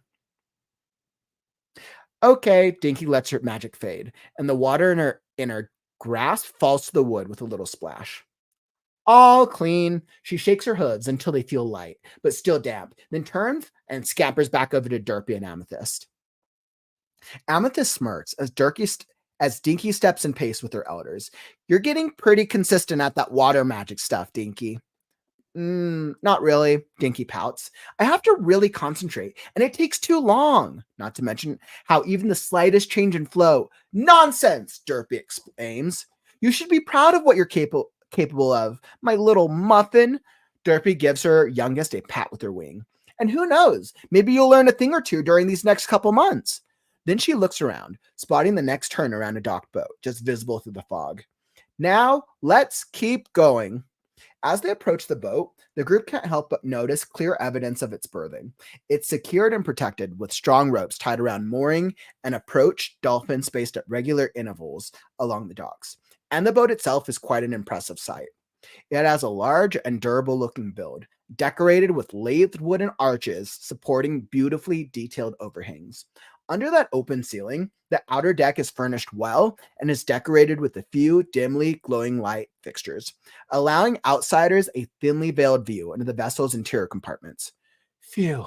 I think this is like a yacht or a houseboat. Amethyst can't help but marvel at the luxury. A houseboat? The filly's ears flop about as her brain processes Amethyst's words. As in, a boat that ponies just live in? Dinky's muzzle adorns a wild grin. How have I never heard of this before? Amethyst winces. Uh-oh. Hey, Mom, I don't like that look on her face. Derpy sighs. I really don't want to burst your bubble, my muffin. A golden eye swivels around until it's directed at Dinky. But even if we could afford it, Mommy wouldn't be able to handle such a long and dizzying life at sea. I didn't say I wanted to get one, Dinky's head droops. Though I'd be lying if I said I wasn't thinking it. And that's perfectly fine. It is an exciting thought after all. Amethyst looks back at the boat as they trot just past its other end. Mayhaps you could have been a little quieter, though. There might be ponies sleeping on board. Dinky raises her head to make sure her elders can hear her. Okay, she whispers with a soft giggle. They trot another couple of minutes or so before Amethyst's eyes finally catch something off in the distance. Ah, I see some ponies. A few more steps. I think I see uniforms. They might be dock workers. The group stops at the next turn. The ponies in the distance are several turns off to the left, and they spy only a few small sloops, just barely visible through the fog in that direction. One of Derpy's eyes wanders down the rightward path and spots another large ship. Those ponies could probably help us, but they're pretty far off. She faces to the right, and a ferry would probably be down the path with the larger ships. Derpy hums. I could fly over to them, but I wouldn't want to lose you two in this fog. I vote we go right, Dinky pipes up. We can handle navigating those docks just fine on our own, right, Mommy? Derpy nods and makes her turn. Exactly. I'm sure we're close. Amethyst snorts. Outvoted before I even know what was happening. And then she takes the turn right, joining back up alongside Dinky. All right. And that is the break in here as we hit the section, as we hit a good break in the pause in the story. Okay. So interesting. So it's interesting with this. So you got a lot going on. So we basically have the three unicorns. Pretty sure unicorns.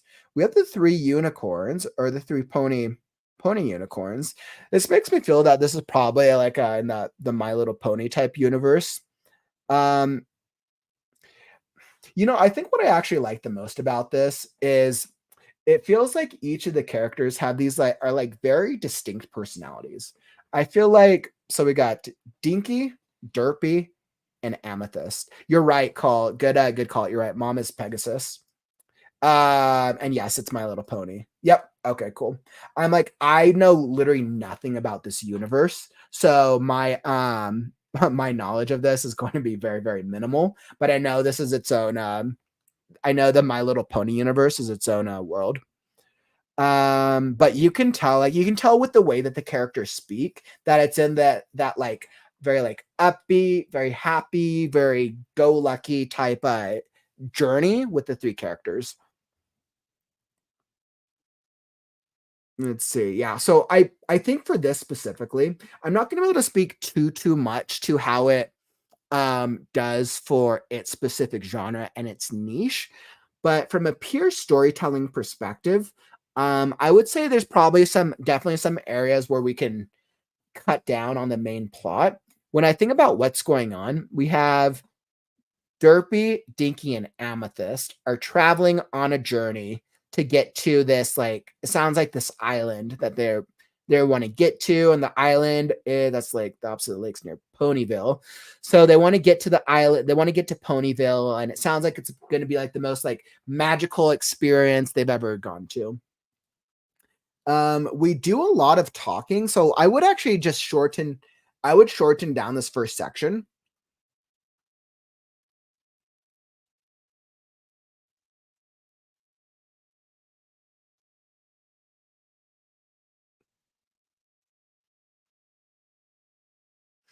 Yeah, I think I would just cut down on the some of the exposition and the build up, because what I want to do is I want to get them to the obstacles first, and it feels like what's happening right now is you have a lot of Dinky and Derpy, you have an Amethyst, you have a lot of them just talking at each other. Oh, cool. Okay, Ponyville's the hometown they're leaving. Gotcha. Thanks for that, Claire's. Thanks for the clarification. Ponyville is the hometown they are leaving. Okay, cool. And they're going to this really magical island, it sounds like. And I think that's actually really cool. I think their enthusiasm is very, very evident. Let's see, sorry, but I'm just so excited.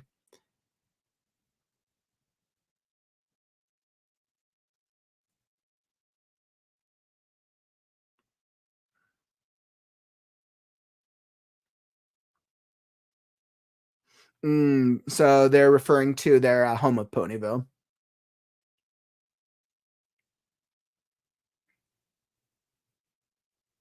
Yeah, so I think what I'm struggling with is I think so much of the language and so much of the terminology is so rooted in this world that parts of the story lost me. And I don't actually think that it's because of the writing. I think it's because it's referencing a lot of the parts of this universe that for somebody who's never and knows nothing about it, it just like goes, a lot of the references have gone right over my head.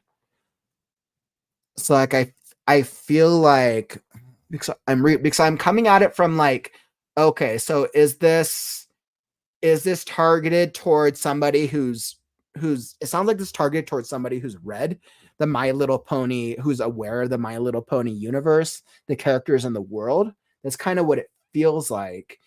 And I think maybe that's probably why it's lost me, because I'm just not too familiar with the characters, the style, or the tone of it. The tone of it right now kind of bounces off between like it's you have this like very like upbeat, like it borderlines where it's like feels like it's childish, where it should be like for like a young audience, but then there's a part where it's very like comedic.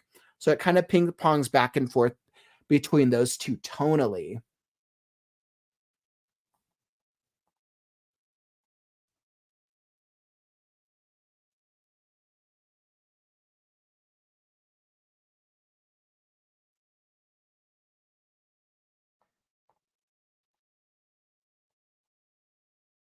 Yeah, and I think like I just like I want to be able to give better feedback for this, but there's just so many parts of the word choice that I just don't understand. Remember the sisterhood social. Spitzer and Big Sister's horn. So they have horns that glow that are magical. Yeah, that totally. This is the first thing I wrote in a very, and I may have gone in a little strong on the cutesy. So like I think it actually is very cutesy. Like I think that's actually very clever. I definitely get like the cutesy vibe of it. Cool. I'm kind of curious, like who's your target like readership? Is this for so for people who would be reading this? Is this for somebody who's a My Little Pony fan and is like aware of the universe? Is that the type of person you'd want to read this story? I like it's interesting because I could almost picture parts of this story of like I feel like there should be pictures. It feels like there should be like a whole like picture book. Like that's kind of like the vibe that I'm getting. It definitely comes across as cutesy, which works. Mostly just other MLP. Okay, perfect. So like a lot of the references that are lost on me would totally be gotten by any like MLP fan. Okay, perfect. You definitely got the cutesy vibe from it. That was definitely very cute. I think from a character perspective,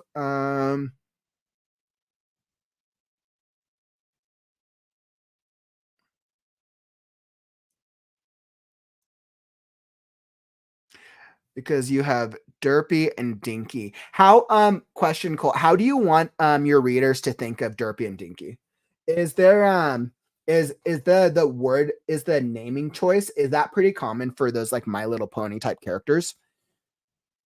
Because Derpy makes me think like, okay, the character is not very smart. Derpy, Dinky, Derpy. Like, yeah, that's just what it makes me think that the characters just not very smart. Like they're more like, oh, let's go play games and have the time of our life. That's just the vibe that I get from their initial their names. I like that the one is very like highly enthusiastic. I think that's actually kind of funny.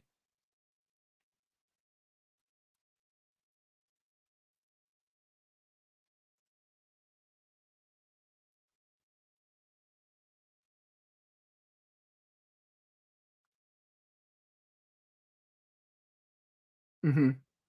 Yeah, I definitely got the cutesy vibe right away. Drink his perks up again.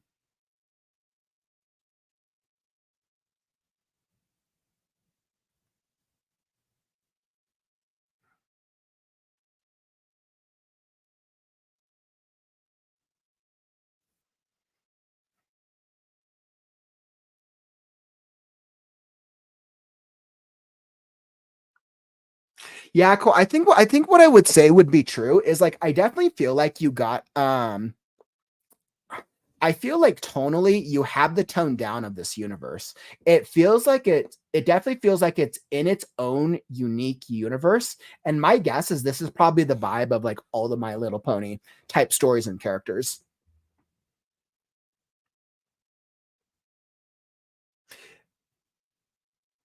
Oh, really? Derpy is the most Dinky is true, and Derpy has gone through multiple Bubbles, Derpy, Ditzy, and Muffins. Derpy is the most recognized name fans go by.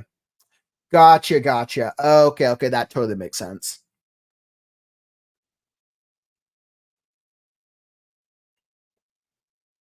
Derpy is the most rec. Gotcha. Okay, yeah. So this is essentially Colt. Do you consider this a fan fiction? This is essentially fan fiction, then, isn't it? Starting saying WFP first. That actually this okay. That makes way more sense. I was like,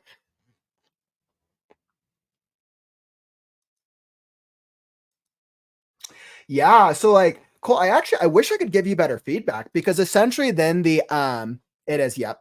So essentially with something like this with fan fiction, like essentially the goal with fan fiction is how do I use the pre-existing characters and world to tell a story, to tell my own story within the pre-existing world. And I think that the struggle is because I don't know anything about My Little Pony. It's hard for me to be like, okay, well, these characters work very well. From just like pure character standpoints, they're interesting. Um, but I'm like, okay, I don't know how close they are to the actual characters. Maybe they're like perfectly, and maybe they're not. And that could be it. It feels like it's its own self-contained universe that I'm like on the outside of, and I don't have enough knowledge of the universe. But if let's say like if you're watching this on the live stream or on the replay and you have familiarity with My Little Pony, like definitely drop a comment. Definitely drop a comment. I would love to hear your perspective on it.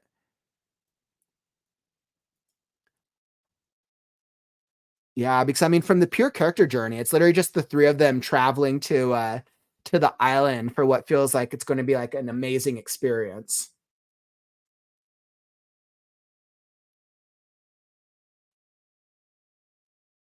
Let's see, this whole thing with them going to an island is my own story. Okay, awesome. Okay, so then that's really good. So what it sounds like, Colt, what you're doing is it sounds like you've made a lot of really good references to a lot of the things that are referenced in the show. And that's actually that's something that you want to do. And I mean, even as I could tell with somebody who has zero knowledge of this, you're referencing something from the show in almost every single paragraph, which is great. Sorry, hee hee. So like even as I look here, my guess is this hee hee type thing, like that's probably something that the character does predominantly in the show. Like I get my guess is they're probably always giggling. So hee hee, sorry, Amethyst, but I'm just so excited. And I'm like, that sounds like that's probably something that the actual character probably does all the time.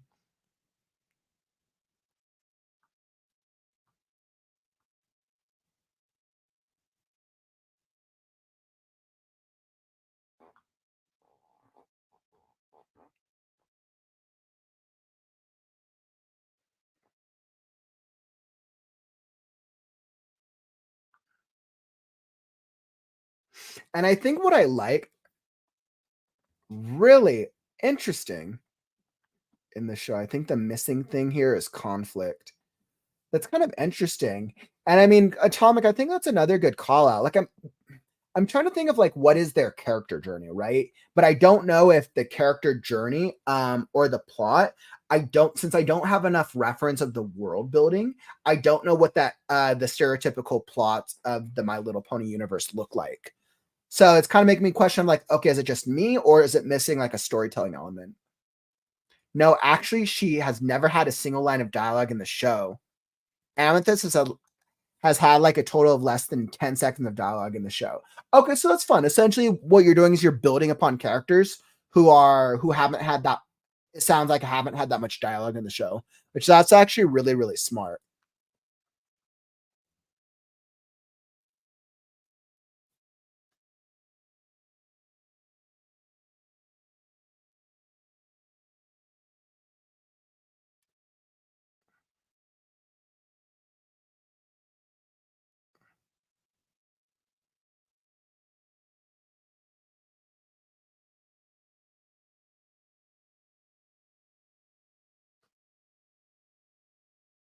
Yeah, I think something I haven't exactly gone to. This is let's see. I haven't exactly gotten to the conflict by the point you got to yet. That's a photo man. Yeah. So I think what would and okay. So Atomic, thank you for bringing that up because I think that's what's missing right now. I think like Colt, right now, the biggest, I wouldn't say problem, but I would say the biggest opportunity of this is a lot of the you're basically counting on people who are reading this first section of the story to understand My Little Pony, to understand the world, the terminology, and our characters, and get the references. Right. So for somebody who hasn't read them or who's just not aware of the universe, a lot of the references are lost upon them in the very beginning because the conflict just isn't that there's no real like major obstacles or conflict, at least just in this first section, right? And I mean, like clearly the conflict is probably like, or clearly the journey is it sounds like maybe them getting to the island, or maybe just the act one is them getting to the island. But I think what would be really powerful is I feel like you should almost be starting off with some type of obstacle. Like it sounds like they're on a and like the way that she talks is cute. Like I'm like, okay, that's super cute. That's fun. That's the type of character that we have. But I feel like something should be happening here. Like one of them falls into the water, or just something like cutesy that would happen with these types of characters in this world. And I think that would pull the reader into the story immediately, as compared to pulling the reader in who has to be a fan of it. That'd be my suggestion, just from like a pure storytelling perspective. Right. And you see, this is another thing, Tom, I think it's important to hint at the conflict, even if it takes some time to get to, but this might be less important based on the audience. Right. So, and this is once again another part with fan fiction and of knowing like of knowing the universe, right? So the My Little Pony universe, the fans might not actually care about the plot as much. They might actually care about like, oh, I just want these cute, like, I care about these cute little unicorns and ponies and the pegs. I just care about them like flying around and having fun, and that could be the vibe. And I think partially, I think that's a really good point to make. I think it's being aware of what is the expectation of the original universe that you're basing the fan fiction off of. Also about Derpy's eye, she's got like a lazy. That's funny. Cole, you should like start off with something like that. So like you should start off with like a joke at the very top of it. That would be another really good way to pull a reader in. Of like, what if you start off with like a joke right at the very beginning of like this joke happens, and any whether you're a fan of it of the show or you're not, it's funny.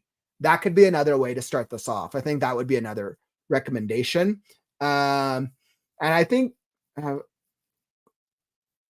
yeah, and I think it just needs some type of conflict. I think Atomic is absolutely right. Or you just have to make it a little clearer earlier on what's this journey beyond like clearly they're going to an island, which is cool. But I was like, what it sounds like the island's going to be like the super magical place, but I don't know. I don't know yet because it's still so early on why this island is that important. Um, yeah, so I think those are just some of my thoughts. I'm like,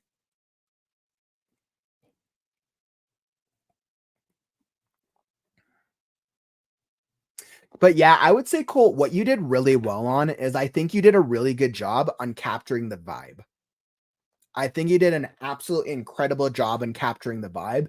And I think for me, it threw me off a little bit at first because like I don't know the universe, but as I'm kind of thinking about the My Little Pony characters now, and I'm kind of thinking about the style, I'm like, the cutesy vibe, that's absolutely the style of it. And I think it's more my lack of knowledge, but I think it now as I'm kind of like going through it again, and as I'm kind of like absorbing these characters, it definitely has a feel. It has a very unique feel. Yeah, that's what I would say. It's awfully foggy. It'd also be interesting if you started off with a foggy bit. Like that, maybe setting up some type of like some type of stakes or some type of what's the word? Foreshadowing could be really interesting. Yeah. Let's see. In a way, the island isn't. They aren't going to make it to the island they're planning to get to. They're going to crash land onto it. Oh, okay. The main point is getting them on the journey. Yeah, so then what I think then the way that I would tackle that, Colt, is I would have them like talking about in like the very beginning, like you do have them. you you do have them talk about the island, which is good.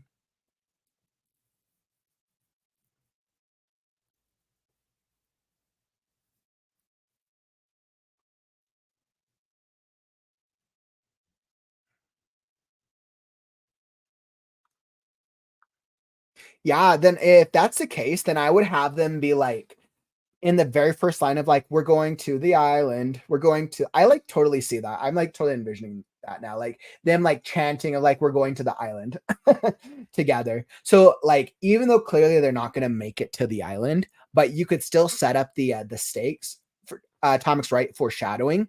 Can you, is there a way to foreshadow, like mention the island that they're going to this island, but then foreshadow that maybe something crazy is going to happen?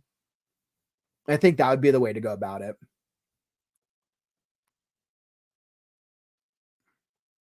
Yeah, and I think foreshadow, I think maybe using the environment could be really interesting.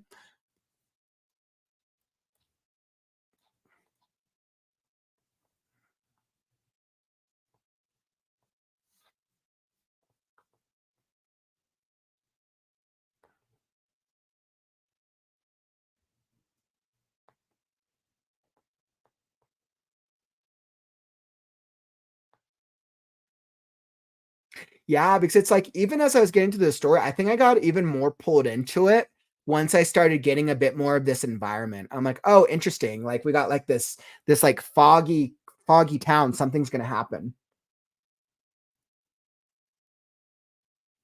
Yeah, I would almost the fog is actually a problem, but perhaps yeah, I think that would actually be interesting. I think if you started off with the fog right at the beginning, um, and the vibe I kind of get is that we have the one character, Amethyst. It's actually Foggy. It almost seems like Amethyst maybe seems like maybe a little bit more of the realist. Um, I think like I believe Amethyst is the mom.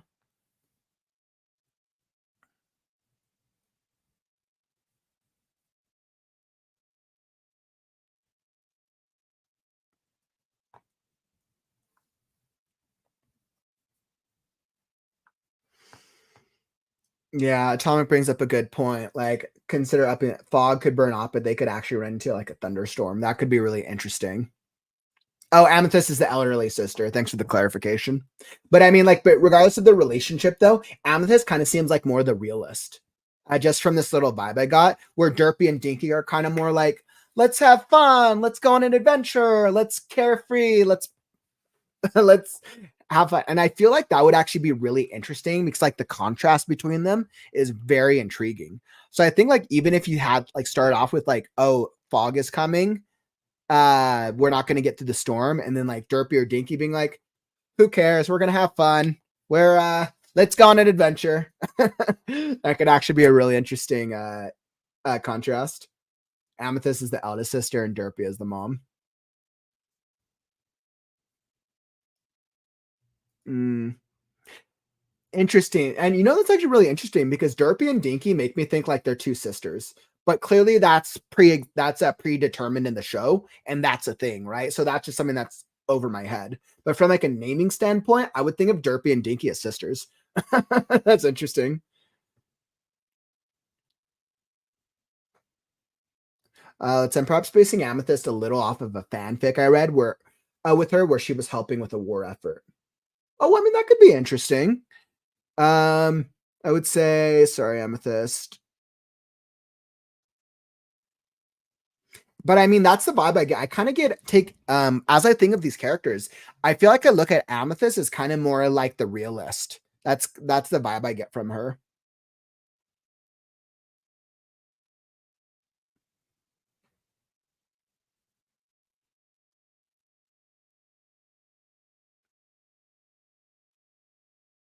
Oh, and as a side note,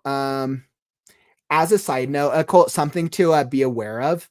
Just so we're super clear, I think there were a couple times where one of the characters were speaking, and I just wasn't sure who was speaking. So from a structural perspective, just make sure that it's super clear which of the characters are speaking, whether that's Amethyst, Derpy, or Dinky.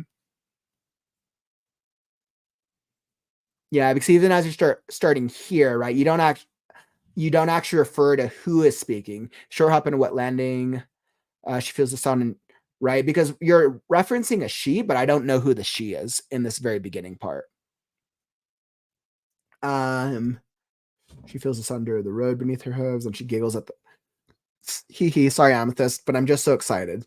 Three more prongs to punctuate her words, each accompanied by another little splash into one of the morning's numerous roadside puddles. Amethyst regards her sister with a huff.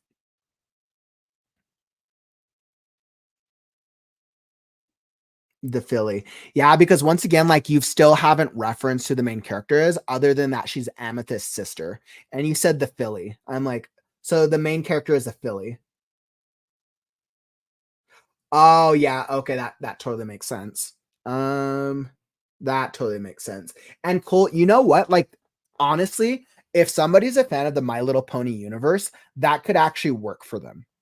Right? If they're like, oh, who's that name? Oh, who's that dialogue? Oh, that I bet you that's this character. I bet you that's this character. So for someone who's a fan, that actually could work as an intriguing hook. From a pure like character development, I just don't know who's talking. It's that more than anything. I think you could get away with that, but I think you would have to start off. I think like when you use something like she, you have to be clear who you're talking about, right? And she giggles at the eye roll her older sister was giving her. Sorry, I'm just so excited.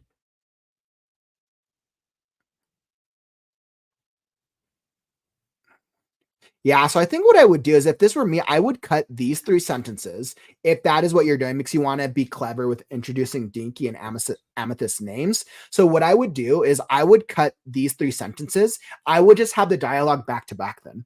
So that way it makes it clear if they're talking to each other. Then then you have the setup with the main character. She's talking to Amethyst, and then Amethyst regards her sister with a huff. I think that might make it a little clearer then. Um, you do realize we get here, and she says her thing. But we're going to an island, the filly grins. A small plot of land. That's like the opposite. She's talking about Ponyville.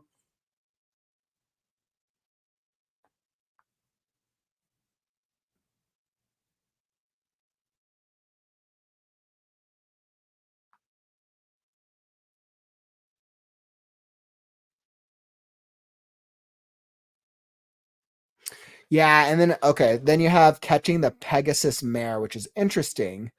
So then Amethyst is the Pegasus mare. Ameth- yeah, I see what you're doing. Listen to your big sister, Dinky. You're going to get mommy all muddy if you're not careful. Hee hee. I think the hee hee things are funny. It feels like that's like a My Little Pony thing. Derpy reprimands, though she can't help but add a little chuckle at the end.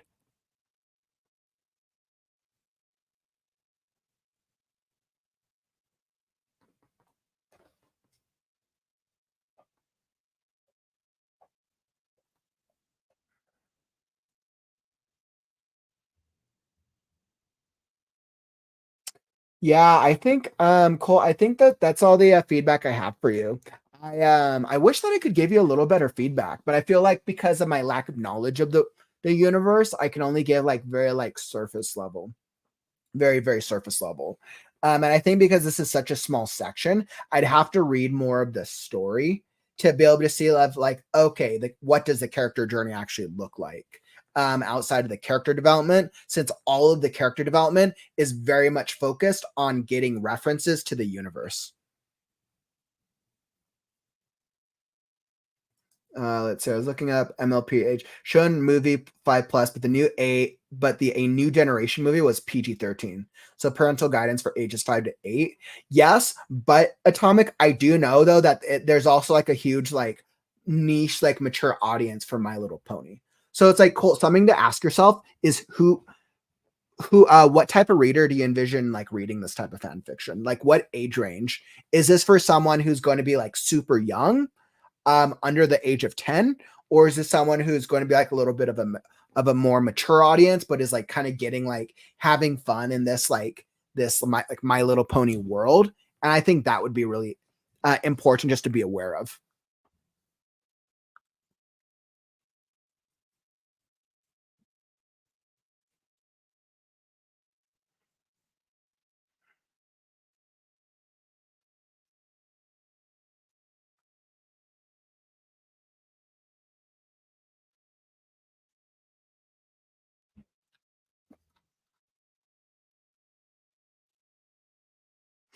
I'm also curious, Colt, like when so you said they're going to get lost, they're going to get sidetracked from going to the island.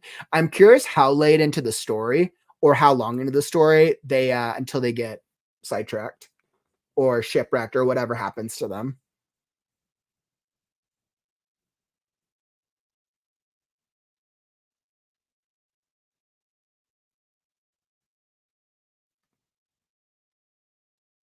And that's actually what I'm thinking too. I think the fan fiction might be for an adult audience. So I think that that's really important to think through.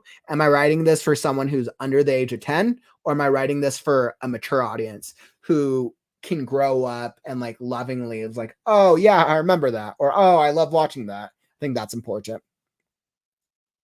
Chapter 3. Okay. So they transition, the shipwreck happens in chapter 3.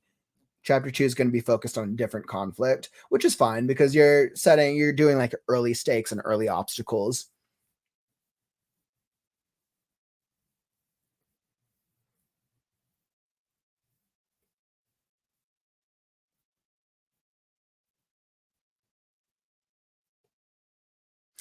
Yeah, so then I think with that being the case, chapter 1 is mostly set up. Yeah, that's kind of what I figured because it feels like I'm getting a lot of character development and introduction, which is probably why there's not as much of a focus on like conflict or plot.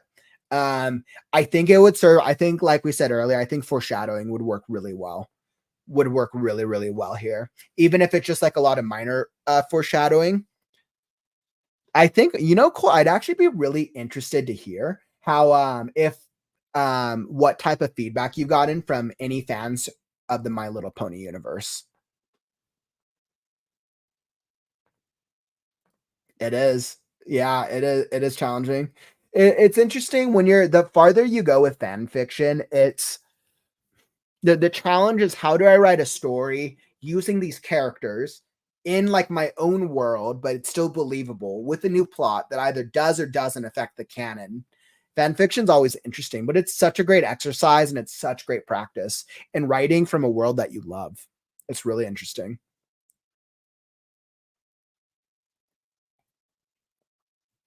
Mm, WTC brings up a good point. From the language choice and the way that the story is set up, I would think that would be for a younger audience. If it were adult, I think it would have more adult themes, dialogue, and setting. But I don't know. I might challenge you on that only because I know like the My Little Pony universe. There's like a whole like niche. Like there's like a niche mature love for that specific for that world. And My Little Pony could be like it could be an exception, but I do know there is a very niche, mature market for that My Little Pony universe, and they might actually like that like very like cutesy of like, oh, the unicorns are like talking each other and they shoot rainbows and they're like all fun and games. And not just the unicorn. I'm like unicorns. You have the Pegasus, but just that like style. But I don't know. I think it just comes down to knowing who you're writing it for.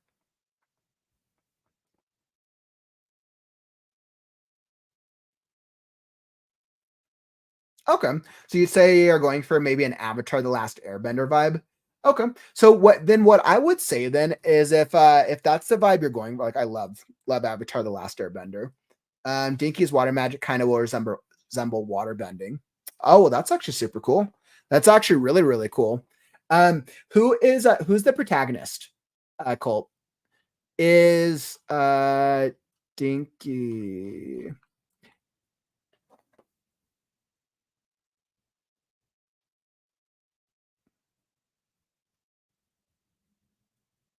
Is Dinky the protagonist?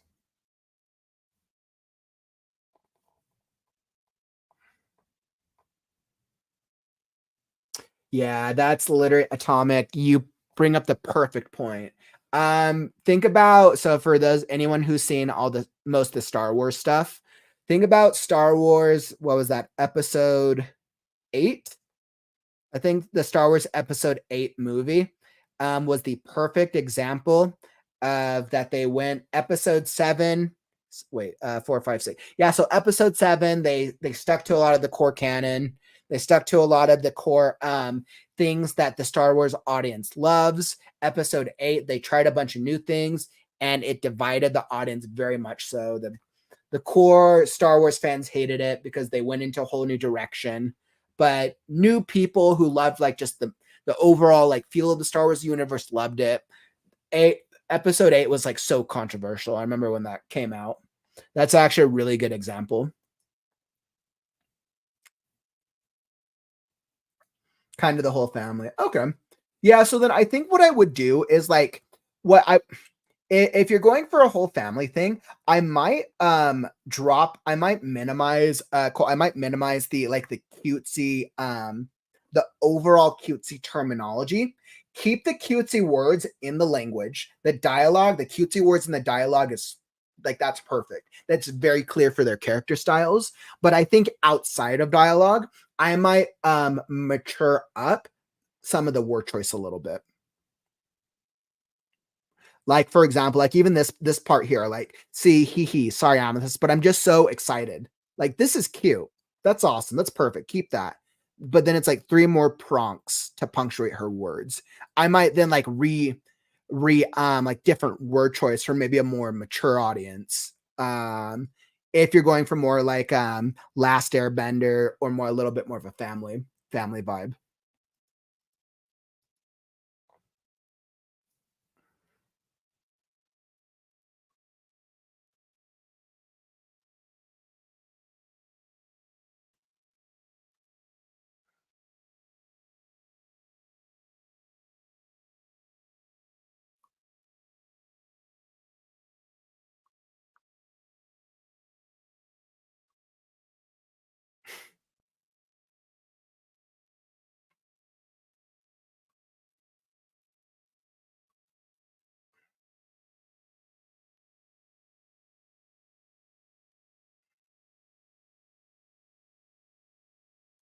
Yeah, and you know something else I would consider something else I might consider Shapiro was yeah, and I mean actually it's like if you're writing the story for anybody who knows My Little Pony knows all the characters already. So it's like the amount of time that you set up the characters is very minimal. But from like a storytelling perspective, I would like set up the characters a little bit more. I just need to know who the characters are more than anything. But then it's like, then if you're writing for your audience, once you mention Amethyst or Derpy and Dinky, like the readership knows who those characters are already. Hmm.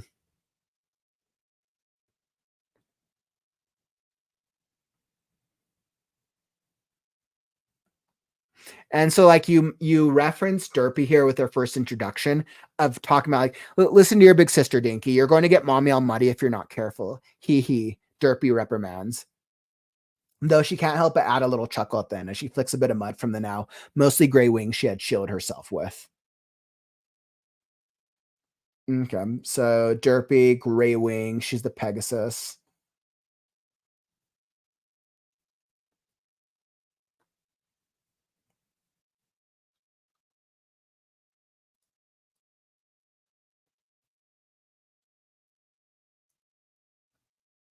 Yeah, I might give like another sentence here of describing who Derpy is, but that's more just like for a character setup. So like I as a reader know who the characters are. But I guess like the question is if somebody reads this and they're like Derpy, oh like, oh, I love Derpy. That's a great character. They'd probably already get the reference. It'd be like if I was writing a Star Wars themed story, and if I wrote the little a small hooded figure jumped out of the swamp, spun a couple times as a green lightsaber rose out. Yoda came to save the day. People would know Yoda. So I mean, like that, the readership would actually understand each of the characters then. So then the setup might not be as important.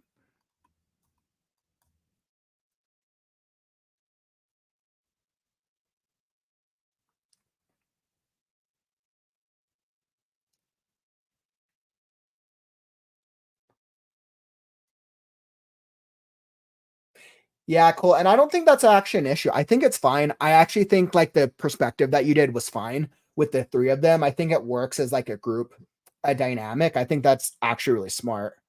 But Atomic also raised a great question. Do you want a new reader to be able to pick this up and start reading without being confused?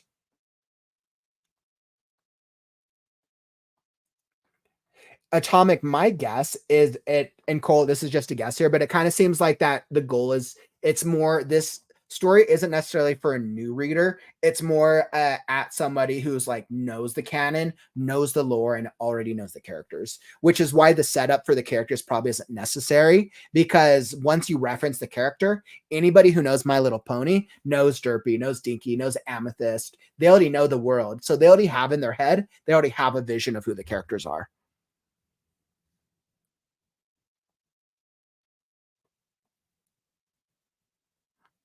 Atomic, I hate that so much. I hate reading books out of order. Not people. If other people want to read it out of order, more power to you. But I'm like such a chronological fan. Like I have to read things in chronological order. Like amen.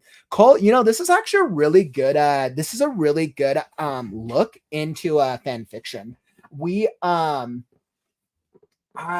was like, I don't think I've gotten too much fan fiction before, but this is really interesting. I think I feel like I kind of need to give this some more thought, because I feel like I want to give you some like better advice on this, but I just feel like I'm kind of at a wall because I don't know too much of the universe. That's what it feels like for me. But Cole, I hope all this helps a little bit. I hope this is between kind of what I've shared and then what Atomic, James, some of the community is sharing as well. I hope it's giving you a little bit of insight as you're developing the story.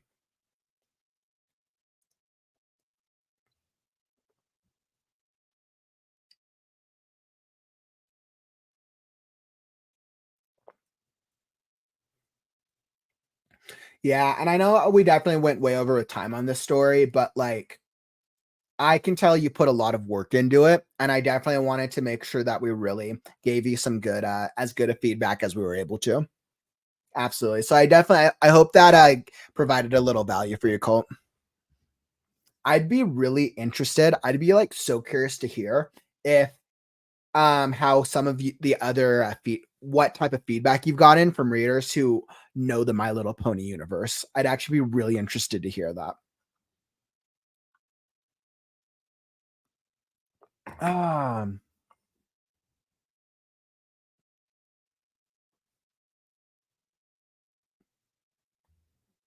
awesome. I agree with the foreshadowing advice for sure, and perhaps I could spend a bit more time on introductions. Yeah, I think that might help for new readers. Definitely. I think that really would help. Awesome. Well, Colt, thank you so much for submitting that. That's all that we got for you on that. Thank you for sending that into us. And with that being said,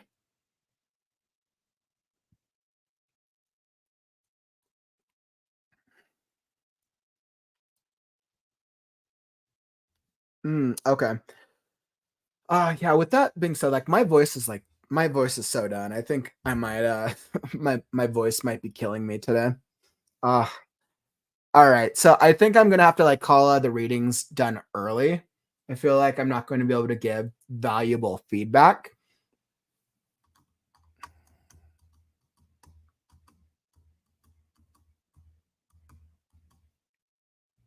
Okay. So what I'm going to do is I'm going to hop into a writing sprint. There we go.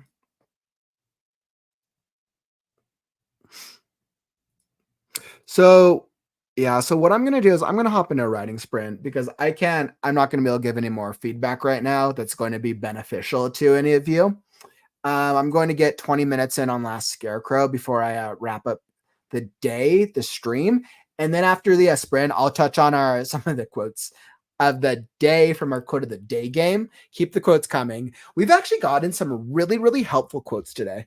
I feel like today's quote is probably going to be the best, the most helpful.